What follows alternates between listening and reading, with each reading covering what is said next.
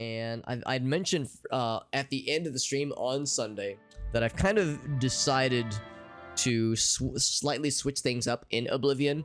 I'm gonna continue with the main quest and side quests, everything we can find, but I'm gonna start not seeking out ruins and caverns and mines every time I see them.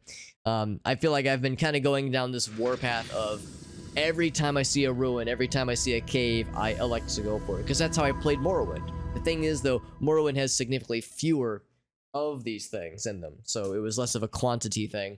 And I'm starting to feel that a lot of the cave designs are starting to feel a little bit samey, and especially the same with the ruins, same with the mines. And we're starting to fight more and more enemies that are really, really tanky and kind of a pain in the ass to fight. So I think we'll still find interesting things to fight in the overworld, what have you. It's not like ruins and mines have that much for us, really. There have been times we found some pretty cool equipment in ruins and mines and in caverns and such, but they seem kind of far and few between. The one thing is that I think I might still seek out ruins and mines and caverns that have already been identified for us.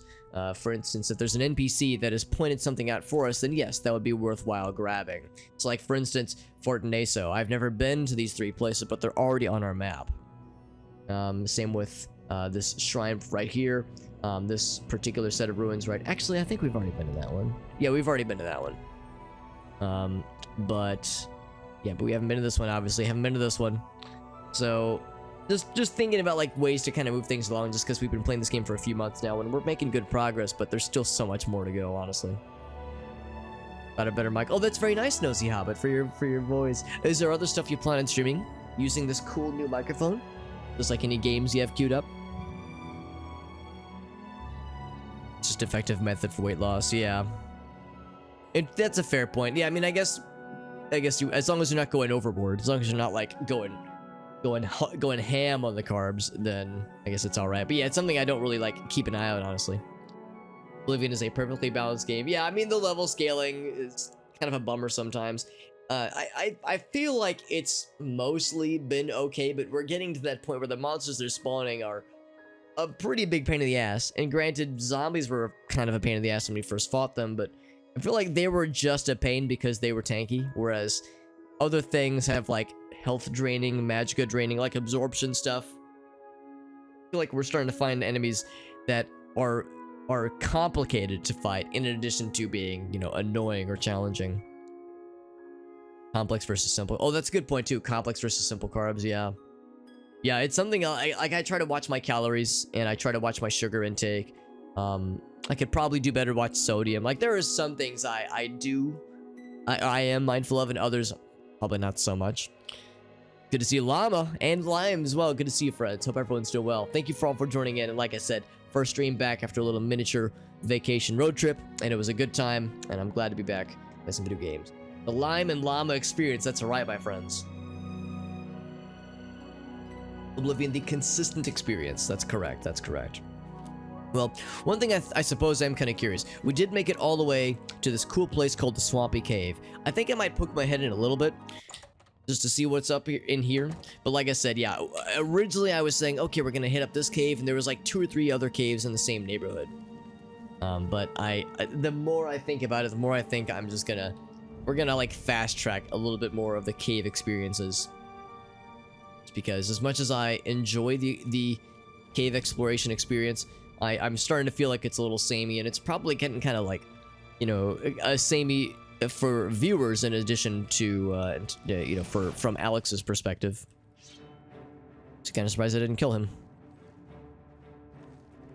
Is this a fancy troll? It's a swamp troll. So yeah, indeed, this is a new trolley boy. And of course, he is fire weak. Ouch. And in fact, I'm gonna have to use that because he is kicking the shit out of me. Weak to fire, exactly. April Llama says, that's my secret, Lime. I'm everywhere. I am and shall always be. And always have been. And he's right behind me! Okay, just kidding. That would be a delightful surprise. Hope everyone is doing well and having a nice week so far. This is... oh, see, this is kind of cool. Like, this is kind of cool, right? Like, I'm kind of glad we stopped in here. Granted, it's heavy armor. it doesn't really do us a whole lot of favors. But detect life is just kind of cool. I don't know. I don't know if I would ever... It's 10 pounds. I mean, it's pretty valuable. I suppose I should go ahead and grab it, right? I suppose I might as well. I've got quite a lot of stuff already in my inventory, so I'll have to find things to remove. But I think we can do that without too much trouble. What else we got here? So yeah, like, that's a good example of, like, the fact that you can find cool things. They do exist in these kinds of caves, but it is a slog sometimes. Llamas are omnipresent, as they should be. As they should be. They feel kind of samey. I think I had less problem with them in Oblivion, or I'm sorry, in Morrowind, because in Morrowind I feel like there's fewer of them overall. Like finding a cave, finding a set of ruins, or whether they be Daedric or Dwemer or an ancestral tomb, there weren't as many of them, generally speaking, and they were kind of tucked away. I mean, Daedric ruins and Dwarven ruins and ancestral tombs, well, sometimes ancestral tombs, but definitely the first two. The sets of ruins were usually pretty darn easy to find because their architecture is so unique and very striking. But caverns were much more tucked away, and they didn't like always immediately show up on your radar. In fact, there is no radar in the game. They wouldn't always show up on your map necessarily. So just one of those things that I try to watch for whenever I'm playing, but I don't always have like. Don't have the ability to like be aware of them every time I'm walking like through an unfamiliar area. So I think that's why I'm like trying to then get away from my old way of doing it, because my old way of doing it was whenever I find one, I'll explore it, and this game makes it too easy to find them. Less so with Skyrim. That's good that Skyrim is less samey, because yeah, I would worry that it would become even more formulaic in that case. What's up, Mr. G Duck? Good to see you, bud. High value items, more than one shorty. Yeah, well, that's the thing. That's the thing. Like, what is the weight per gold ratio? Because yeah, if it was 10 pounds and 100 gold, I wouldn't bother. But 10 pounds and over 1,000 gold is pretty darn good. But really, it's a question of, for the things that I could drop, would they be worth? Like this, for instance, is something that is genuinely useful to me. So is there anything that I can drop that I like would otherwise sell that has... that has a less favorable weight to monetary value ratio? And actually, I'm starting to think the answer is no. Because I was originally thinking, well, maybe some of these potions, I could drop like, I don't know, maybe 7, maybe half of these potions here, but that would only get me about 3 pounds lighter, or 3 stone lighter, rather. I need to turn these in, these 6 Cheddar Banished Wine, items here. This was for a side quest we picked up much earlier in the game. Otherwise, though, yeah, I feel like, as far as things that we could drop go, this, I think, was for a side quest. Although, I mean, I guess I probably really don't need it anymore anyway. These were for the main quest, and I don't know if I should get rid of them yet. Like, that might come into play fairly soon.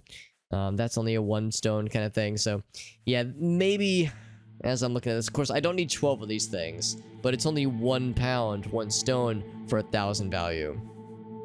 So, yeah, I think actually, as it turns out, I think we will leave this. As much as I think this is kind of neat. Good to see you, Corky, as well. Hope you're doing well, my friend. Yeah, the kiddos on Tuesday. That's right, because Monday, of course, is a holiday. Happy Labor Day to those who will celebrate it in the States on Monday, which is exciting. Could it be kilograms? I suppose it could be. It very well could be kilograms. I'm just thinking that, like... well, I mean, torches being 0 is kind of silly.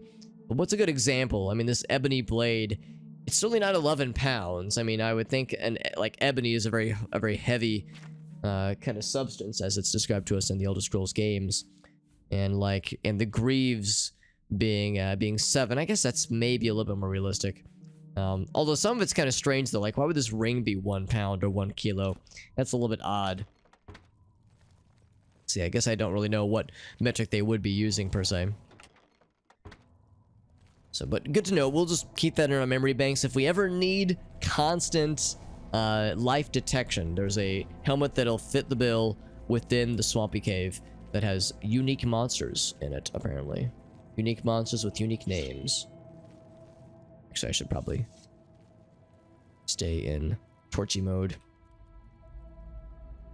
stone. Oh, really? Oh, shit. When that, okay, so maybe that's not it. Somebody at one point theorized that stone was like the terminology that they were using for weight in this game. But yeah, if I'm guessing, does that mean 1 stone is 11 kilograms? Because yeah, that seems kind of silly, actually. It's made of lead. Well, there was the ring that was involved in that Mages Guild quest 1 or 2 streams ago, where they wanted us to get the burden ring, or the ring of burden rather, and it was literally 150 weight units heavy. It didn't actually cast burden at all, or like have any burden effect. It was just like unfathomably heavy, like stupidly heavy. Bonk.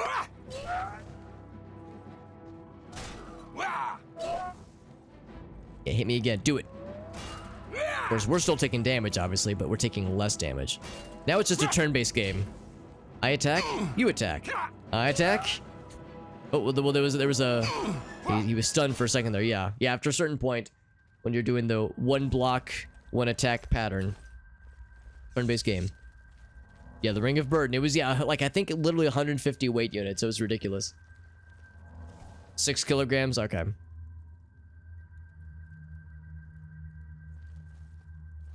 Oh, I misread. Oh, I'm sorry. I thought you said 6 stone. Yeah, I don't know why I misread that. Yeah, you're right. Yeah, should be about 6, not 11. Yeah. I don't know why I bungled the reading on that one.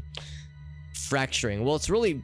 It's only fracturing armor. So, that's kind of cool. Of course, we don't really use warhammers, and we don't have any room for this thing. Ebony Cuirass, heavy armor. It's nice. Now, the most interesting thing was that helmet. And for all I know, that helmet could have been procedurally generated through the loot tables and whatnot, so it might not even be a truly unique piece of equipment, necessarily. So says the game.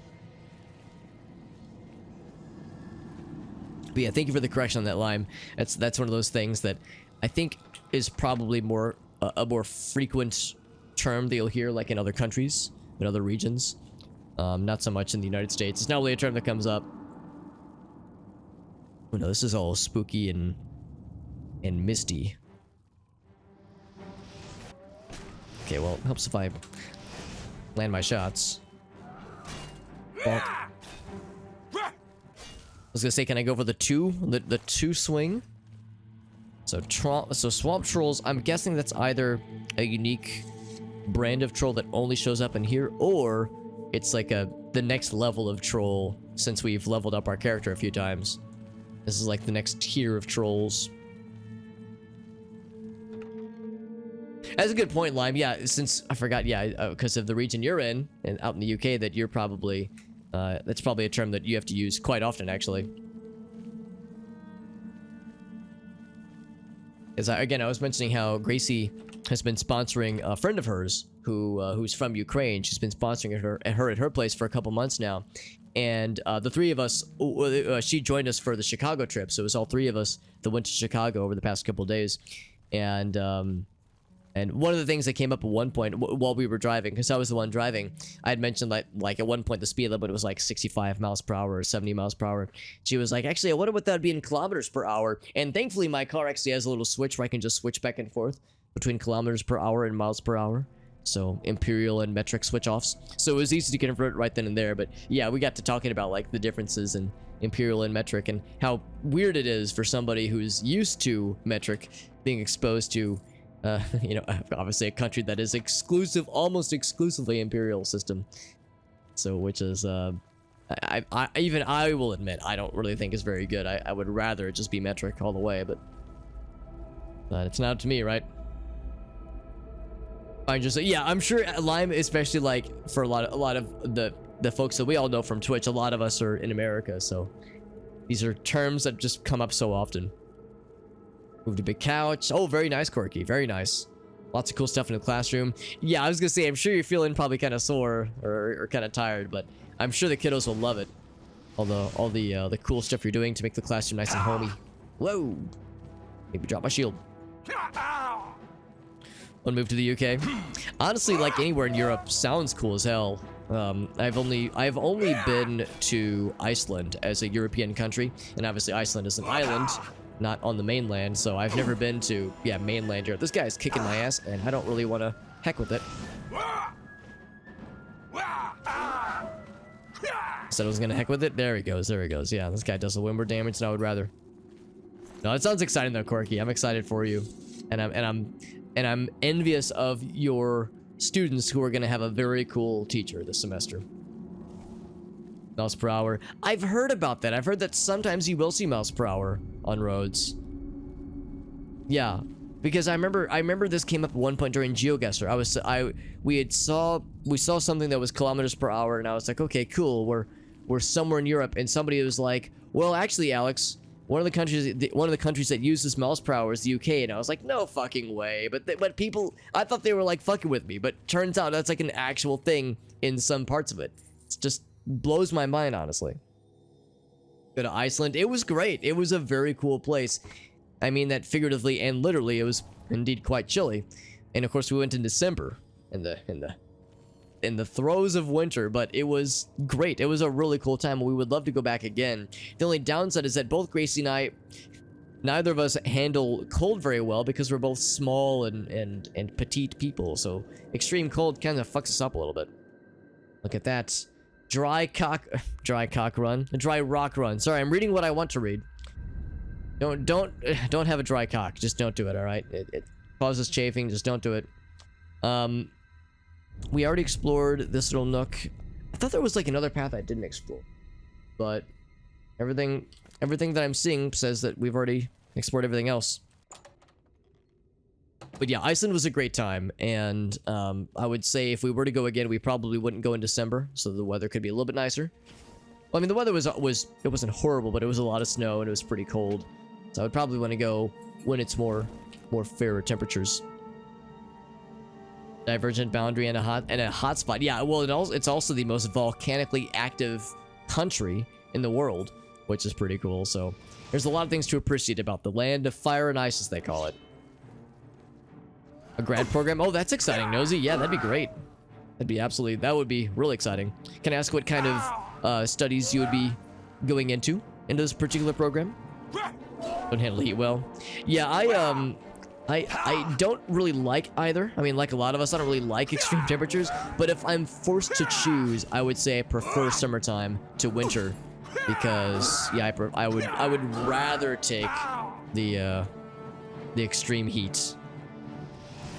But yeah, of course, like I said though, ideally I would deal with neither. All right, this guy's hurting me and my face, and my face very much likes to not be hurt.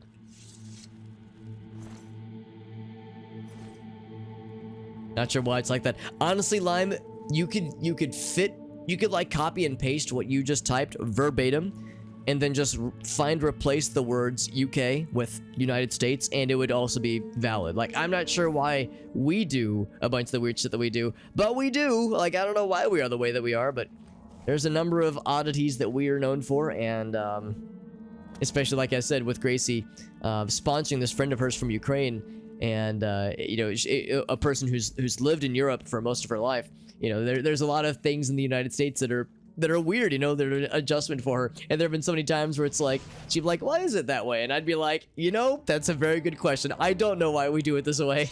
We're fucking weird, that's the answer. We're heckin' strange. Acers, or wait, acers. Oh, acres, yes. Well, that's another one too. In fact, I'll confess, I actually don't really know. I can't like quantify how large an acre is, other than it's about a football field. Like, that's what people tell me. About a football field in width and height, or I guess in width and length more so. But yeah, like I don't know if I'd be able to quantify how many feet or yards or even meters it would be. So the fact that they would use acres in the UK is pretty impressive. Part of it used the imperial system until you joined the European Union. Really? Because I would have assumed it would have always been kilometers, like metric system. What's up, Fuzzy? Wales is a great rock in space. I don't really know much about Wales, honestly. Wales, the country, or Wales, the animal too, for that matter. In fact, for a long time, I never knew where Wales was. I didn't realize it was part of the United Kingdom until like I was well into my 20s. So, you know, embarrassing, like one of those American ignorance things that I am exemplifying all these stereotypes, apparently. Sonozi's hobbits going into archives and records management, and Quirky wants to go into a doctorate program. Holy crap, that'd be incredible. This all sounds great. I'm in support of all these things. Subpart the moment. Oh, yeah, I have heard about that lime. Yeah, I've heard about, yeah, cost of living issues that even were a problem before inflation started getting bad. And of course, inflation is getting really bad here in the United States, or has been getting bad. Gas prices have been going down, petrol, gas, what have you.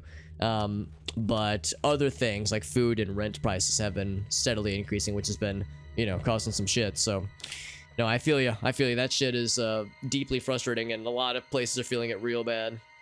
In the West Coast, most places. Yeah, that's a good point, Nosy. Yeah, West Coast got it pretty bad right now. I'm in the Midwest, and honestly, it's pretty cheap living here. That's one of the main things I really enjoy about living here, is pretty gosh darn affordable cost of living. Also, spell absorption. Yes, fucking please.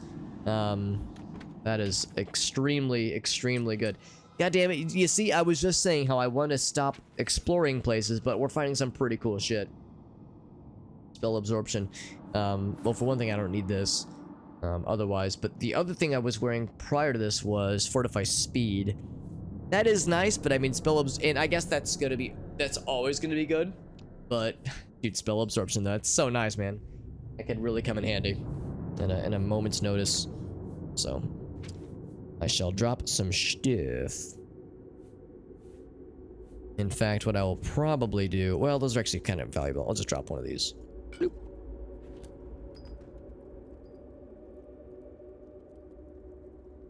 It's about a grid ball wide. A grid ball. I'll confess, I don't know what a grid ball is. All I know is that it's about a football field. Unless that's what you're saying, Fuzzy. It's like, it has the width of a football field. Look at this one entrance down here. This one little cave right there. Also got a couple stuff up top. Let's do this one first. It's a beautiful, lush landscape. Never been. Yeah, the only exposure I've had is Geoguessr. Know why I was so far. Yeah, and you could be forgiven because, you know, you look at a map of the United States and it just shows a picture, like a cutout of Alaska and a cutout of Hawaii. Very rarely does it show you a scale of how far in the Pacific it is. Because, yeah, when Gracie and I went, it was like a 7-hour flight from Colorado. So, and Colorado is pretty far west, relatively far west into the country. So it is, it's a good ways in. You are very much in the Pacific.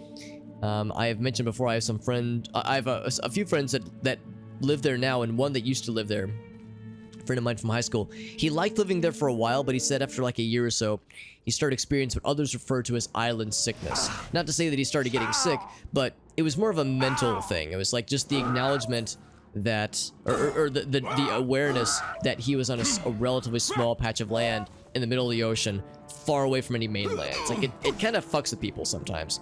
Some people take to it quite well and have no problems, but others, like, it can, when they're there for more than, you know, a few weeks or a month, can cause them to feel a little stir crazy. So that kind of thing is it's weird. It's weird for a lot of people, honestly. And it would probably be weird for me, a person who's lived in the Midwest all his life and very much a landlubber. Whales have hip bones. Oh, right, I have heard about that. Yeah, left over from Evolution. Yeah, that's some pretty cool shit. 10,000 for the whole program. 10,000 per semester, or 10,000 for the whole shebang? Because actually 10,000, if that's all of it, I guess that wouldn't be horrible, actually. Masters with, yeah, I'm thinking like, yeah, some programs, you're getting close to 6 digits, honestly. Or 6 figures. Everything's going up, yeah. Yeah, no, I feel that, Lime. No, like I said, I can't really talk shit because we're not in much better shape, honestly. Yeah, universities being, but yeah, no, understandable too. Yeah, I mean, in fact, you probably have even been hearing from any of your American friends or American people you might follow on social media about the debt forgiveness program that has been, you know, announced through executive action last week, I think, and how it's nice, and it's like a start, but it's only up to 10,000, and only, you know, for certain circumstances, whereas there's plenty of people who have much more. And are, you know, are in much worse debt. So there's people that are in bad shape, and especially with how tuition prices continue to go up each year. So it is we've definitely been in the midst of a tuition loan crisis for as long as I've been aware of it, honestly, for as long as I've been you know, aware of how expensive college is. It's pretty ridiculous. Lime says they're just vibing though, and that's kind of how I look at it too, Lime. It's like I try not to let that kind of shit get me down. You know, I try to vote in ways that are constructive, and I try to, you know, encourage and support programs that I think will be helpful, but you know, I'm only one voter, so I try to recognize that my powers are limited and just vibe to the best of my ability. It's tiring to exist. Yeah, sometimes shit just is exhausting, and it's like I could fucking like make myself feel awful and just feel like I'm losing my mind, or I could just be vibing and just, you know, go on road trips and stream video games and just try to allow myself time to chill. Dude, that guy just got like 5 hits on my while I was stunned. Like, these guys are monsters, literally monsters. 10,000 for the whole program. That's not half bad. I mean, that's a big chunk of change, obviously, but hopefully it feels worth. Hopefully it feels like you're getting your money's worth, because yeah, if that would, like, you know, open up new opportunities for you, then that could be very extraordinary. Start to Falcadillo. Yeah, I mean, I loved my time in Hawaii when Grace and I were there back in January. One of the very few times I've ever been sad to leave a vacation. It's like today's a good example. Getting back from Chicago, I had a great time, but it was a long drive and did a lot of touristy things. Not really a lot of relaxing. It wasn't a relaxing vacation. It was very much a doing lots of stuff vacation. And I'm glad that we went, but by the end of it, I was like, yeah, I'm ready to get home. But yeah, Hawaii was the complete opposite. I was like, man, I don't want to leave. This place is paradise. So it is really something special out there. 9,000 for the whole shebang. That's, I mean, that's, I guess, not horrible relative to what I was expecting. Because here, like, that's about 1 semester. Maybe 1 year if the place you're going is, you know, more of a budget-friendly place. I think, like, when I went to college, the place that I went to college was a little bit on the cheaper end. And yeah, I think by the end of it, it was about 45, maybe 50,000 US dollars as far as tuition costs and debt I had to pay back, obviously. So for me, it was about 10,000 a year, more or less. But yeah, some places will like it'll be twice that for a semester. And obviously those are used the ritzier, nicer colleges, but they're also competitive and very grueling and great at burning students out and making them miserable. You're near an ocean, which is nice. Really leave? Oh, that's right. You're in Oregon, Quirky. Yeah, that's right. You got the Pacific out there, which sounds quite nice. I know that some parts of Oregon obviously can get kind of chilly at times. So I don't know how beach friendly it is, but I know this. I mean, I feel like this past summer has been pretty sweltering. So let's see, if there was ever a time to hit up the beach, this past summer was the summer we're in right now is probably it. 20,000 for Pell recipients. Oh, that's right. You're right, Nosy. I forgot about that one. Yeah, an additional 10,000 for Pell recipients, which is good. It's like, to me, and I guess this is semi-controversial because not everybody likes it. You know, not everybody likes that people that are in debt are getting this forgiveness. There's a lot of people that say, you know, oh, I paid off my loans. Where's my assistance? Or why didn't I get assistance earlier? Like, there's kind of that almost a FOMO of sorts, fear of missing out, as we call it. So I recognize this is kind of semi-controversial, so maybe I shouldn't be like, you know, spouting and ranting too much, but I see it as, you know, helping people out, which is good. Helping people that could probably use it. Especially people that, like, you know, for one reason or another, they couldn't finish their degree. It's like, if you got a degree, it's like you can usually find a nicer job, you know, like it'll help, but, you know, like for people who they started college, but they had to leave or drop out because a family member took ill, or they had to travel for some other thing came up, or they they had a kid, or all these things could happen, right? Like there's so many things that can get in the way of completing a program like that. So it's like, you know, you have all this debt, but no degree to show for it. So those are the people that kind of stuck, you know. Dagger of the Blaze. I think that is probably an ebony dagger, I'm guessing. Just fire damage. All this topaz, take that. So 60,000. Yeah, that's about what I'd expect. It probably at least 60,000, I'm guessing. Fellow Oregonians, that's right. I almost feel like I'm saying Argonians. Oregonians. I mean, if there was an Argonian in this game from Oregon, they'd be an Argonian Oregonian. Oregonian. Had a full oh, that's great, Quirky. Yeah, that's like the good shit on us. If you can squirrel away like a true like full ass scholarship, that's the good shit. That's some real good stuff right there. So yeah, my blade at half durability is 10, so that means the sword they were just looking at is not as good.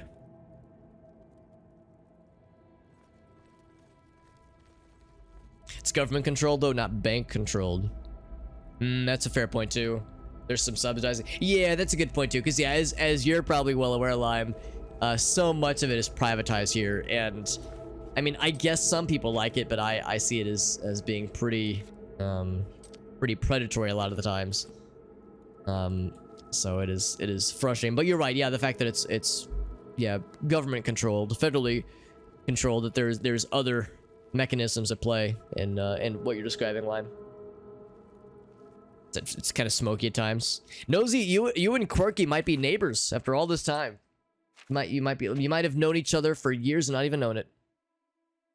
Or known, like, you know, seen each other for years, that is, for depending on how long you've been there. Apprenticeship, that's good. That's good. Paid for by your company, yeah. But like you just said, yeah, the apprenticeship part of it adds other complexity for sure. There's, I mean, the fact they're fronting the bill is great, but I also recognize that, yeah, it could add some complications when there's, you know, there's work things you're having to do. There's other tasks and other duties that you have. Whereas those of us who are just, you know, doing it just as education with no other work obligations, we're able to just focus on, you know, homework and stuffs. A manual labor person, yeah. Thing for school got easier when you came back a little bit older. That's a fair point too, because I mean, if hopefully you would have had some time in the workforce and, you know, get some savings up, which was hopefully nicer. Software engineer, yeah, it would depend on what kind of apprenticeship. Obviously, yeah, software engineer or electrical engineer, or there's like chemical scientists programs, lab science programs that do apprenticeships as well. I want to explore a little bit more. I feel like I was going up a whole bunch, but I'm not convinced I saw all there was to see. There were some paths above us as well. I want to explore a little bit more. Love and hate academics. Yeah, I've mentioned before that I had a lot of like cool memories from being in college, and have some of my best friends I've ever met in my life were met while I was in college. Also, yeah, I'm just gonna go out this door actually, because I think we have explored everything. I was thinking maybe there was one other room, but now I realize they're all interconnected. But yeah, I mean, I enjoyed my time at college, and I thought for sure I was gonna miss it, and that I was gonna be like really bummed when it ended, but I was actually relieved that it was done, and I don't miss it at all. And I'm so grateful that computer science appears to be honestly one of the few programs where you're almost discouraged from getting a master's in computer science. If you want to get it, it's great, but you don't need to, the way that other programs kind of sort of require you to, you know, for like advancement beyond a certain point. With computer science, the market's so hot and it's in such high demand, you don't really need it. And in some ways, it can count against you if you're younger, because a hiring manager will see that you have a master's degree and, you know, some experience, and they're going to think, well, shit, man, this person's going to want a higher paycheck. I'm just going to hire this dude straight out of college who will do the same job, maybe not quite as good, but I get this person for like, you know, $40,000 less a year. So because of that, I feel like I'm kind of off the hook when it comes to the master's obligation, which is a relief, honestly. Quirky needs it. Yeah, that's a fair point. Yeah. In some programs, you don't really have a choice. It kind of does become more or less a requirement, really. Now, I did say I wasn't going to explore everything that I saw, but I am going to add Oblivion gates to my map, so I'm going to close the gap with that real quick. That little place we looked at just now was actually quite cool, and it had some really neat things, and I'm happy about that amulet. But the thing is, I don't necessarily believe that amulet was a truly unique piece of equipment. It very well could have been a procedurally generated piece of equipment, so we're equally likely to find something like that later on anyway. So, as glad as I am to have found that piece of equipment, I think I still feel justified in determining to myself that I'm not going to explore every single thing I ever see. Every cave, every nook and cranny. Okay, so I'm trying to be sneaky so these guys don't see me. I think they're distracted by trying to murder every deer in sight. So we got the Oblivion Gate added to our map. We're in good shape. And yeah, I think what I was doing earlier is that what was I doing earlier? I remember I was exploring and I kind of got out of hand with the exploration station. If nothing else, I know there's these two. Because this is for the main quest, and this is for, I think, a side quest. So those two are both kind of on my list. What I might even do is just warp to this wind range camp. But what else was I doing down here, though? I felt like there was something that... maybe all I wanted to do is I wanted to explore this, and I just started hopscotching around. Very much a possibility.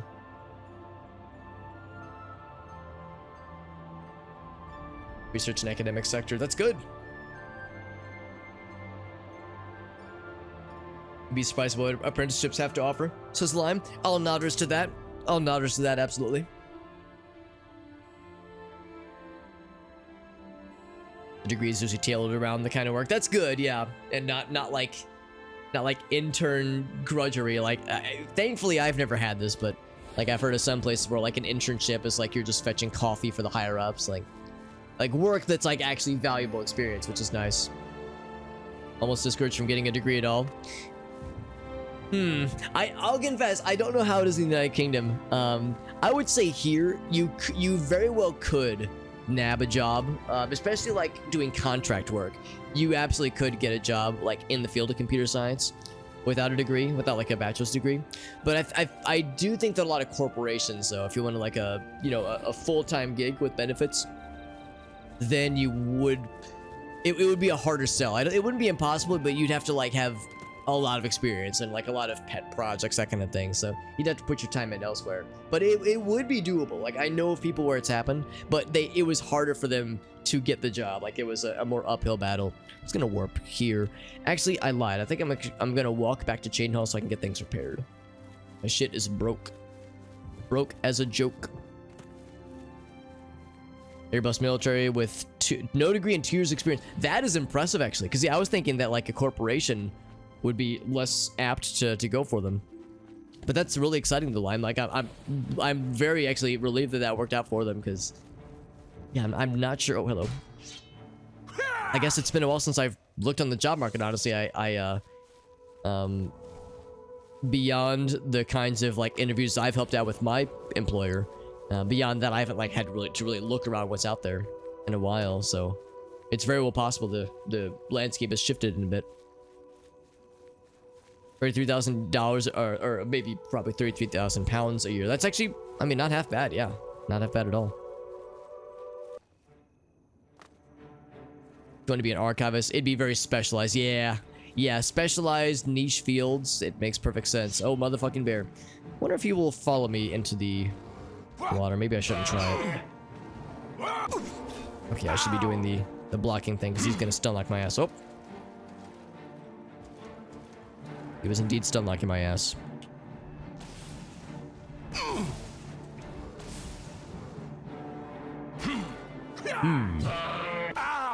was gonna say, the reflection damage is gonna get him too, for that matter.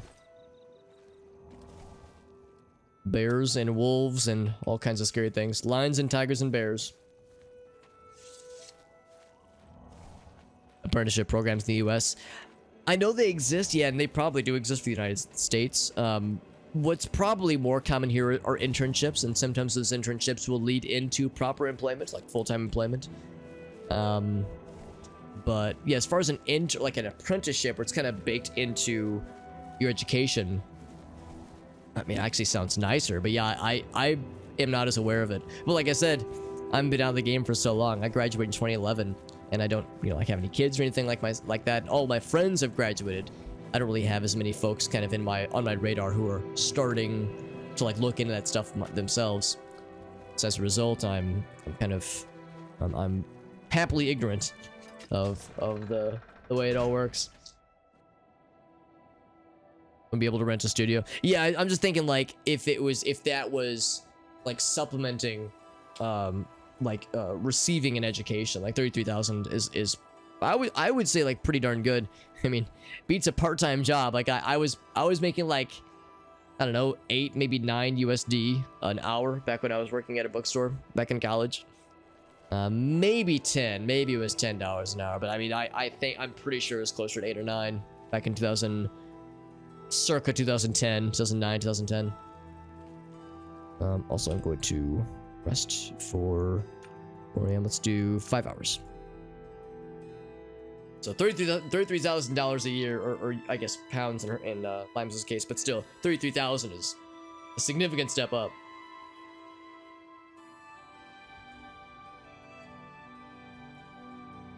And across the butt. Yeah, exactly. Yeah, I'm not one injury away from going bankrupt in the United Kingdom like I am here.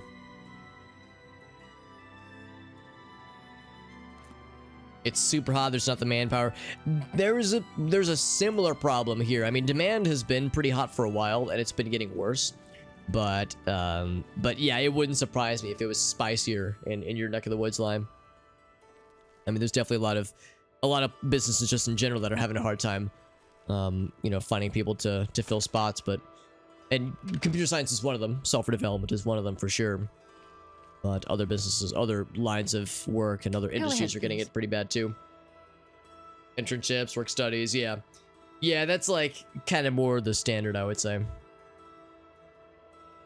25 holiday. Oh, that's kind of nice, yeah. Guaranteed HR, yeah. Which can mean lower pay grade. Right. There's kind of a trade-off in that sense. It's a trade-off I think I would rather go for personally, but yeah. Like a lower overall salary. 50 to 60 overall. Yeah, I see what you're saying, Lime. Yeah, so that's like more the starting rate than the 33 metric you gave earlier. Gonna repair all my things, by the way. I have many things to repair. Many things, most of which are completely broke.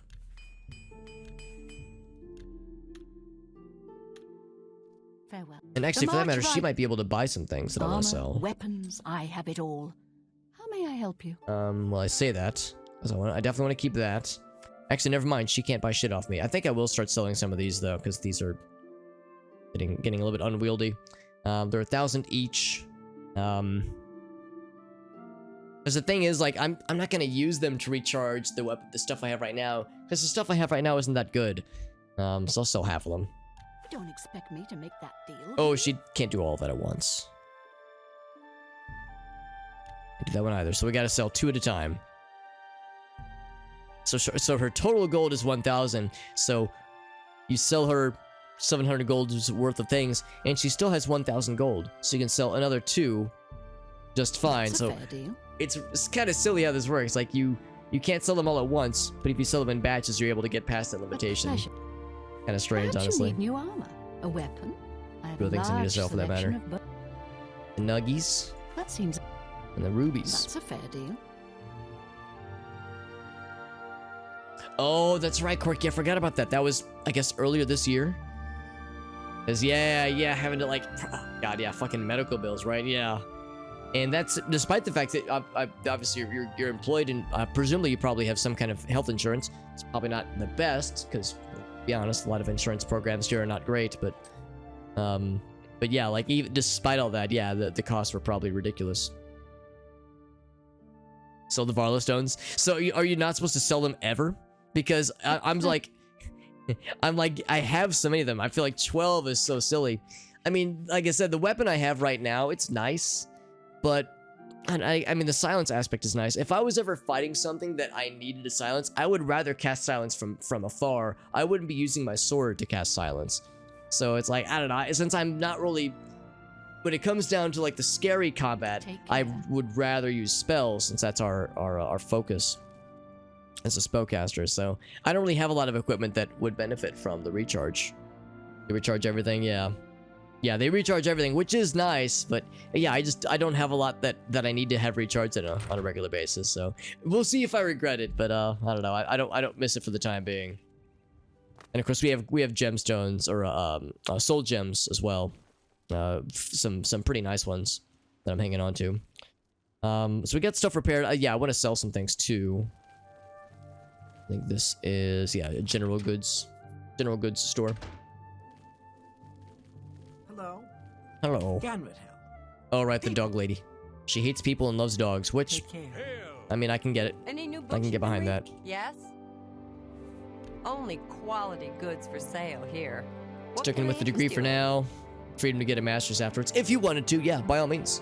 Yeah, that's the thing. Like, I always tell people, like, you know, the whole thing about computer science master degrees being weird, like, that's only like it if it comes from an obligation. If somebody wants to and they have the drive to pursue academia, then yeah, that's fucking great. PhD, dope as hell. That's perfect, Lime. I think that'd be great.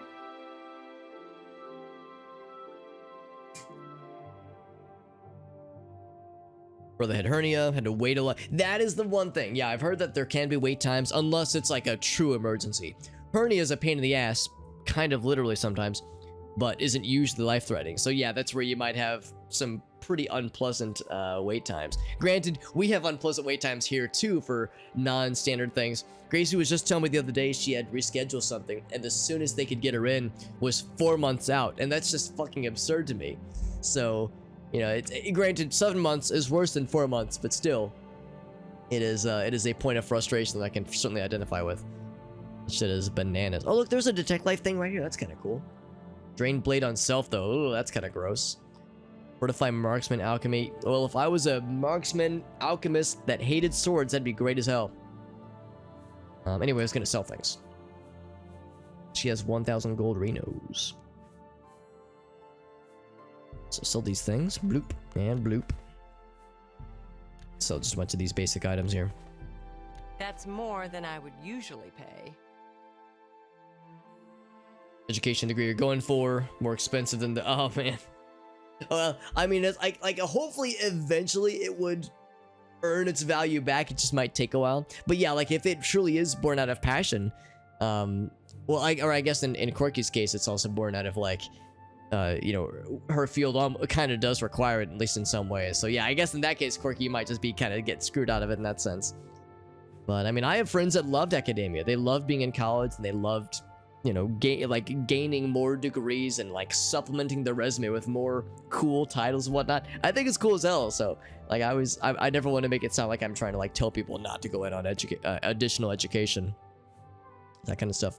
And Adux, good to see you, bud. Thanks for joining in, and I appreciate your kind words. Thank you, my friend. Thank you for the positivity in the chat. I appreciate that, bud. You're making this just as good. You are just as involved in making the stream a good place. I appreciate you, bud. Pay per month, do that without the insurance. Yeah, I mean, I guess it really depends on everybody because, you know, in everyone's circumstance. Because a lot of times, you know, the insurance, the things that insurance helps cover, do overall, you know, provide some shielding from like surprise gigantic costs. They might still be quite high, but it's usually less bad. But yeah, I mean, if the most you need is like maybe some prescription meds every once in a while and an annual physical, then you might not necessarily need insurance. But of course, then that gets into the question of, you know, the topic that has come up a lot in this country, at least when it comes to how would universal Medicare work. And it's like, well, the only way it would really work is if everybody had insurance, and it was mandated, which was one thing that, you know, caused some drama 10 or so years ago, you know, when the Obamacare stuff was happening. So that starts to open up some cans of worms that, you know, can cause some disagreements. Obviously, not everyone's gonna agree on exactly the minutia and how to make it all work. Shit gets complicated, and I will confess I'm probably not the most informed person in the room when it comes to that kind of stuff. Shit gets mental. There's a private medical state. Yeah, exactly. It's a weird political state over here, says Lime. Yeah, like I said, I really can't talk shit because you heard me bitch and moan about the state of things here. Shit's weird, but I guess it's in a way it's kind of it's comforting that we're not the only ones that have weird shit. A lot of us here in the United States tend to see a lot of European countries as, oh, they've got it all figured out. So it's kind of reassuring that to hear Lime saying like, yeah, man, here in the UK shit's kind of fucked. It's like, okay, well, we're not the only ones. Sometimes the United States feels like the fucked up stepbrother or like step sibling that just can't get their shit together. So like we're all kind of fucked up, and I guess that means we're all in it together, for better or for worse. It's weird how that kind of comes into play sometimes. Is there anything that I want to sell? Major heal other? No, thank you. Inspiring touch. I mean, silence is good, especially since it's on target. That could be very good against scary spellcasters. Again, I'm still a little bit hesitant to sell this because this might come in handy for the other quest we have. Consume it. Yeah, absorb health on touch. No, thank you. Command humanoid, maybe. Calming touch, sure. Yeah, we have these poisoned apples, which is kind of cool. Alright, I was gonna sell a bunch of these. You've made a 3 good seconds bit paralysis. of gold. I'm gonna sell half of these healing potions. That's a good deal. Sell that one. That's a good Potion of might. That's a good deal. For freaking communication. Oh yeah. Oh, I see what you're saying. Nose. Yeah, but yeah. So the more free, right? So like more touch points is actually kind of preferred. That's an interesting perspective too, because yeah, I guess like I don't know if I'm not sure if having or not having insurance would affect the number of medical communications, medical touch points, what have you. But I guess yeah, if you're kind of incentivized to manually reach out for things and set appointments as opposed to having them be dictated by insurance, I guess I can kind of see where yeah, in some circumstances that could work out better. Spell absorption. It's a very good potion, and it's 45%. That is pretty good. I guess I'll keep that for now. It's a pretty hard bargain to break, honestly. Put curiosity back into young minds. Well, that is, like I've said before, Quirky, that's a good thing to be doing, because I feel like now more than ever in this country could we use, you know,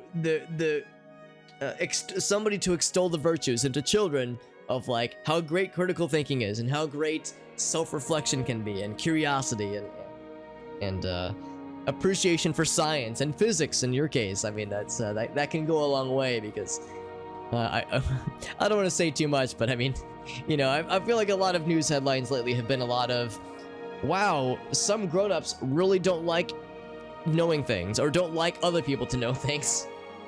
So yeah, that's it's a big one. That's a very much a big one, Quirky, and you're doing some good shit, and we're grateful for you for what you do. I'm gonna go ahead and sell these cure poison spells or potions. Been hanging on them forever, and I don't think I'm gonna need them. The cure paralysis, I'm sure I probably will need. It's only a matter of time before we start fighting things that have paralyze on hit, and that shit's gonna suck. New Zealand? I mean, yeah, I cannot disagree, Lime. You are the best kind of correct right now. Because, yeah, they kind of, I mean, I read an interview, or not an interview, but like kind of an article about New Zealand. I guess the article was, I guess by this point, a year or two old, but it was about like how they were handling the coronavirus, that kind of stuff. And they kind of did an overview of kind of the state of the country and some of the challenges that they have. And yeah, you know, it's not perfect over there, but they've got a pretty good grip on a lot of things, and I'm pretty impressed. So I like everything that I've heard about the country. I've never been, but one of Gracie's best friends has family that is from Fiji, and she's actually getting ready to move to New Zealand, this particular friend of hers. And neither of us are like particularly mad at her, because yeah, I can't blame her. If I had that opportunity, I don't know if I'd be able to pass it up, as it sounds glorious out there, and it's the land of hobbits, which I'm contractually obligated to say is incredible. They're not taking teachers right now, Quirky. It'd be awesome. It'd be awesome, Quirky. I would vouch for you in a heartbeat. Teachers should be paid more. Yeah. It is a constant frustration. Teachers having to do bake sales to afford what's the word? Like resources for their own classroom, school supplies for their own classroom. Like having to buy, you know, go to like a bookstore, buy the books themselves to then disperse to the children. Shit's ridiculous, but yeah, it is the unfortunate state of things. I'm gonna check the my quests to see if there's any quests I'm not that I have forgotten, because we have many quests. Mr. Ogasso, good to see you, bud.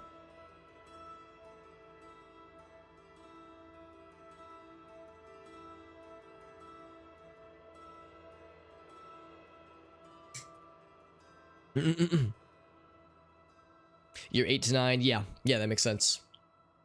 Also did some high school. That's cool. What's poppin'? The roof is gaining sentience. Very good. It's communicating through Morse code, obviously. Live normally for most of the time. Yeah, that basically was the gist of the article that I'd read. Like I said, it was like I guess at this point 2 years old, so it was. I don't know how much some of those things are true nowadays, but I was pretty impressed when I read it though. Secondary school, yeah. $300 just the other day. Yep, shit's ridiculous. Just don't get caught though, says Ogasso. I mean, you're not wrong. We need to turn in the bottles of wine. I'm gonna do that right now, actually, at the Walnut Inn. Gonna warp right on over because it's near the Imperial City. Right there. Gracie and Anastasia and I just watched the live action Aladdin, the one that came out a year or two ago, and I was actually quite impressed because I remember hearing some of my friends didn't like it, and I think I see why they didn't like it because it did do some new things, but I really liked it, and I was reminded about how fun the songs are because I hadn't watched the original Aladdin in years and years, and the line in Aladdin's kind of introductory song where he says, "I only steal what I can't afford," and then he goes, "And that's everything." So hell yeah, I got the wine for you, lady. For words. You actually found 6. We actually did it. These will hold an honored place in my collection. I don't know what else to say, but thank you. Oh, I almost forgot. Here's your finder's fee, worth every single coin, I assure you. Every single coin? I'll tell you what else I'll do since you seem so resourceful. If you find any more bottles of the wine, I'll gladly pay you well for them. Hell yeah. So 6 bottles of wine removed and 1,000 gold. Yeah, that's not half bad. We had to like search quite far for it. It took quite a long time to get 6 bottles worth, but it was pretty good. And lots of dungeon delving. We explored a lot of shit, honestly. 7 through 9, then 10 through 30. Yeah, that's exactly it, yeah. 11 through 18. Oh, wait, you break off at 60. I see what you're saying, Lime. Yeah. Okay, Tana. Yeah, it's... The thing is, this was 2006, so we have to consider the time, and also consider the Morrowind faces. And I love Morrowind. It's my, again, everyone take a drink. You know I love Morrowind, but I would say at least an improvement from Morrowind. Maybe not like a gigantic leap overall in like realism per se, but it's at least something. I'm guessing they had to like go to great lengths to allow the facial animations to work in the ways that they did. If I'm to buy the wine from you, you need to have it with you. We drink the wine instead? I actually didn't even think to look to see what the effects are of the wine. I'm sure it probably had some kind of effect. Although I don't know if like alcohol works the way in this game, because I know in Morrowind things like Matze and Cyrodiilic brandy and Flynn and even Ancient Dagoth brandy, it would show you the effects. It would be like fortify personality, drain endurance for 30 minutes or 30 seconds, that kind of thing. So I'm not sure if there's something like that in this game, or if it just gets you drunk, and that's all it is. Face shape aside. Yeah, like, that's the thing. I think that's the thing. Like, the faces are a lot of times pretty okay. Like this fella, he's the one that wants the slaughterfishes. I don't know what I'll do if like, his overall face is alright. He's got a pretty normal proportion for his face. But it's just not enough. But yeah, some people get real, like, stretched out faces, and again, I'm playing a character that is the stretched of all faces in the lands. The Romara slaughterfish are a special breed. So I need to find more of these fishes for this guy. I should probably maybe focus on this a bit more since I have not been I've been ignoring my fishly duties for a minute. Because yes, there should be more of these slaughterfishes in here. I'll hop in and see if we can find some stuff. Personality drain. I think it would actually fortify a personality, but drain stamina or endurance or fatigue, that kind of thing. So it's like it makes you or actually in other cases it does drain personality, but like fortify strength. I feel like there's a corollary to this. What kind of alcoholic beverage in real life would make you stronger but less intelligent and less like personable, less social? I mean, I guess if you if you drink enough blank, it will turn you into this either suave motherfucker who can't stand up straight, or the superpowered badass that can't hold a conversation and can't do basic arithmetic. Fallout 3. I think this was prior to Fallout 3. Like, I think this was at least a few years prior. Well, let me think about this. Which was first? I want to say this was first, but now I'm not so sure. Have a good night, Nosy Hobbit. Thanks again for stopping in, friend. Appreciate you getting to chill with us and hearing from you. Also, no slaughterfishes, man. Hold on, is that battle music? The music just kind of went away. No, it's still there. He said there was a spawning pool nearby, but I've yet to see the spawn. Have a good night, 8-Bit Llama. Thanks as always for hanging out, buddy. That's good to hear from you. Absinthe. Absinthe makes the heart grow fonder. Okay, I can't take credit for that pun. That was a couple of YouTubers that I follow did a playthrough of one of the King's Quest games, and that was the subtitle they used for it. Vodka, yep, that sounds about right. Seen people do weird shit on that. I feel like I might be getting my wires crossed, or this intel might be out of date. But at one point, absinthe was like illegal in some countries because it was like people were making it through questionable means, and it was causing unironic brain damage. But I think that is no longer the case. Like, I think it's cleared up a bit since. I continue to look, by the way. We've yet to see a single goddamn slaughterfish. So these slaughterfishes are a myth at this point. We've seen them before. In fact, we've seen them before around here. I don't have my chameleon equipment on, so they should be able to see me. Of course, I can't really see in the water too well. Wish I could do the thing where I'm like kind of submerged a little bit, like this right here. If I could see this more often while I'm moving, but it's hard to keep it straight. You gotta have it just right, and of course you start to drown a little bit. Some mild drowning. I don't drink. Yeah, me either, actually, Quirky. Yeah, I have a number of friends that are in the same boat. Us fellow teetotalers. Illegal in the U.S. I think that's probably what it was. This was one of the countries in which it used to be illegal. I mean, obviously people still made it, but you know, like people bootlegging moonshine, same kind of energy. Can I sneakily emerge from the waters and fuck up this mud crab? Yep. Oh, okay, the mud crabs have a hive mind apparently, because he felt me injure his friend. Are connected to the mud crab hive mind. Not a single slaughterfish in sight. I wonder if I leveled too high and the slaughterfish won't spawn anymore.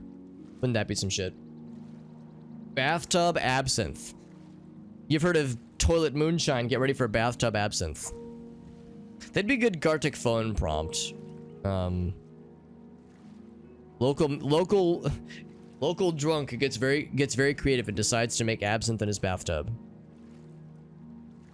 Although I'll confess, I didn't even know what absinthe was until like I was well into my 20s.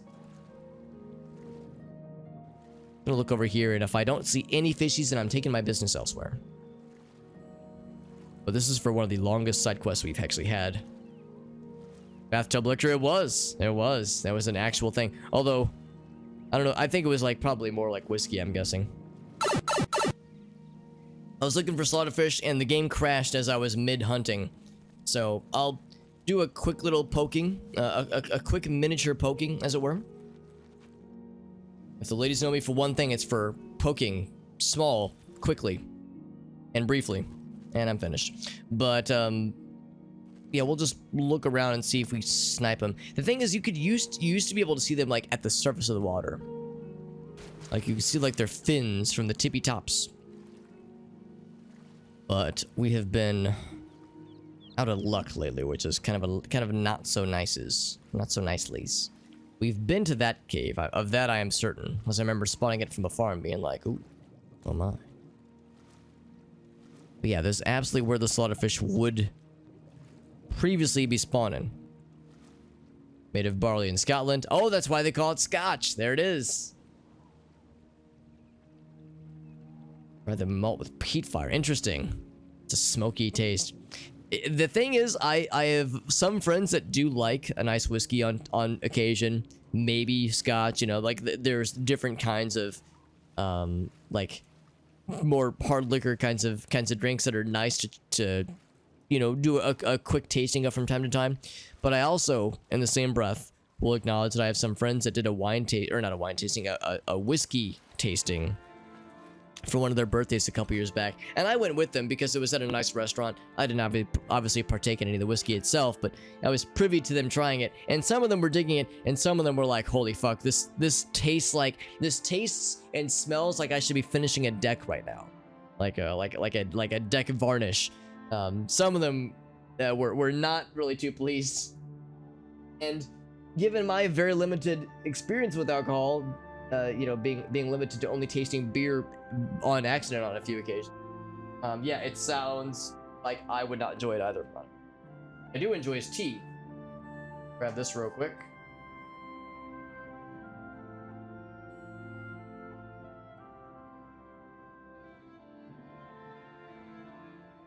Nice. And then top it off with some tap water. To cool down a smidge. Just a smidge. Alright, cool. So yeah, this is the main quest. Dagon Shrine is... well, let's see. Hold on. Oh wait, no, that's the thing. We gotta go back to Coral for that one. This is the main quest. Something else in the Imperial. You know what, let's actually go for this one, because I forgot about this. We forgot to follow up on this. So since we're pretty near the Imperial City, I might as well. Yeah, I forgot all about this quest. I said I was going to knock it out next time we were here, and, well, we are definitely here right now. You smell of death. You smell Yes. of death. They're saying some cult murdered the Emperor and are opening the Oblivion Gate. You ever just walk up to somebody and say, "You smell of death"? I mean, she was also going to say, "Have you been conjuring things lately?" Which we have not, but that's a good opening. You smell of death. A good cuppa. When I say tea, in this case, just herbal tea, so nothing fancy. This late at night, I tend to prefer the non-caffeinated options if possible. I actually just picked up some caffeine-free green tea last week, which I'm excited to try into. I have a mixture. I don't taste the difference. I would imagine, like, for those with a refined palate, they can probably taste the difference, but yeah, I don't know if I would be that kind of person. My tastes are not always that refined, admittedly. Oh, bourbon, that's the other one, Ogasa. Yeah, I was like, what about bourbon? They were like, that's technically whiskey too. I was like, fuck, man. I don't know any of these things. I don't know shit.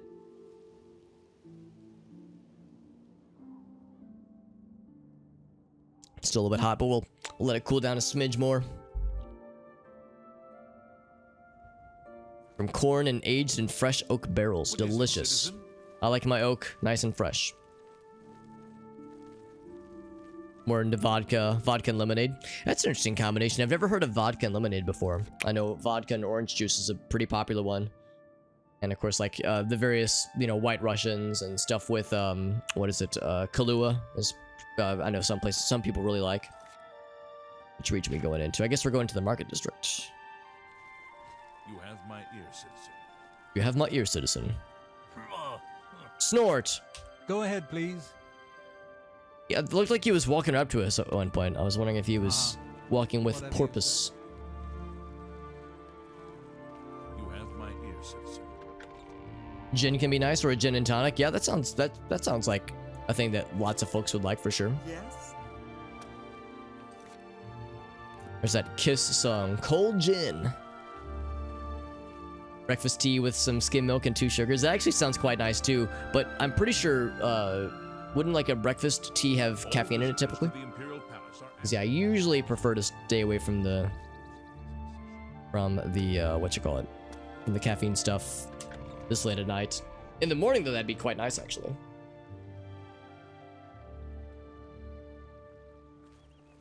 What's up, Farsight? Milk and tea. Yeah, there's I'm trying to think what it was. I think at the not bad. borders I used to work at when we did the Check out the the barista stuff, the more or less a Starbucks at the back of the house. It was Seattle's best coffee was the brand, but it was pretty much Starbucks.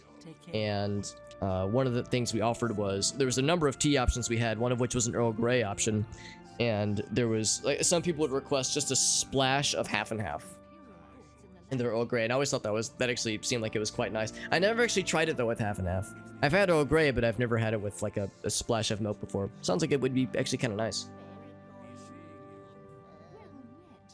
But yeah, 9 times out of 10, I just go for the herbal stuff or just green tea. So I'm pretty boring. What's new with you? Milk and a cuppa is a must. Well, if I were to do milk, it'd be minor amounts, obviously, because of my scrungy ass stomach, scrungy ass. What are you looking at, lady? She's like staring ferociously. Now she's doing one of these. Like, is she up to no good? Go ahead, please. I don't trust you enough to talk about that. You know what? Let's work on that then, All right. because now I know how the system works. We can make that shit happen.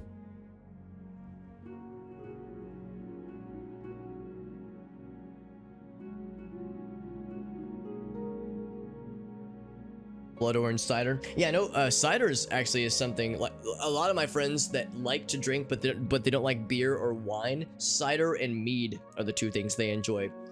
Things that are like a little bit sweeter, a little bit more, less of a bitter taste, that kind of thing. Yeah, ciders and like meads, that kind of thing. Some people love it. And I would say if I ever were to drink, that's probably what I'd be more inclined to try, honestly. Would reduce the bitterness, yeah, which sounds again to my tender little palate might actually be preferred, Ogaso, the less bitter approach.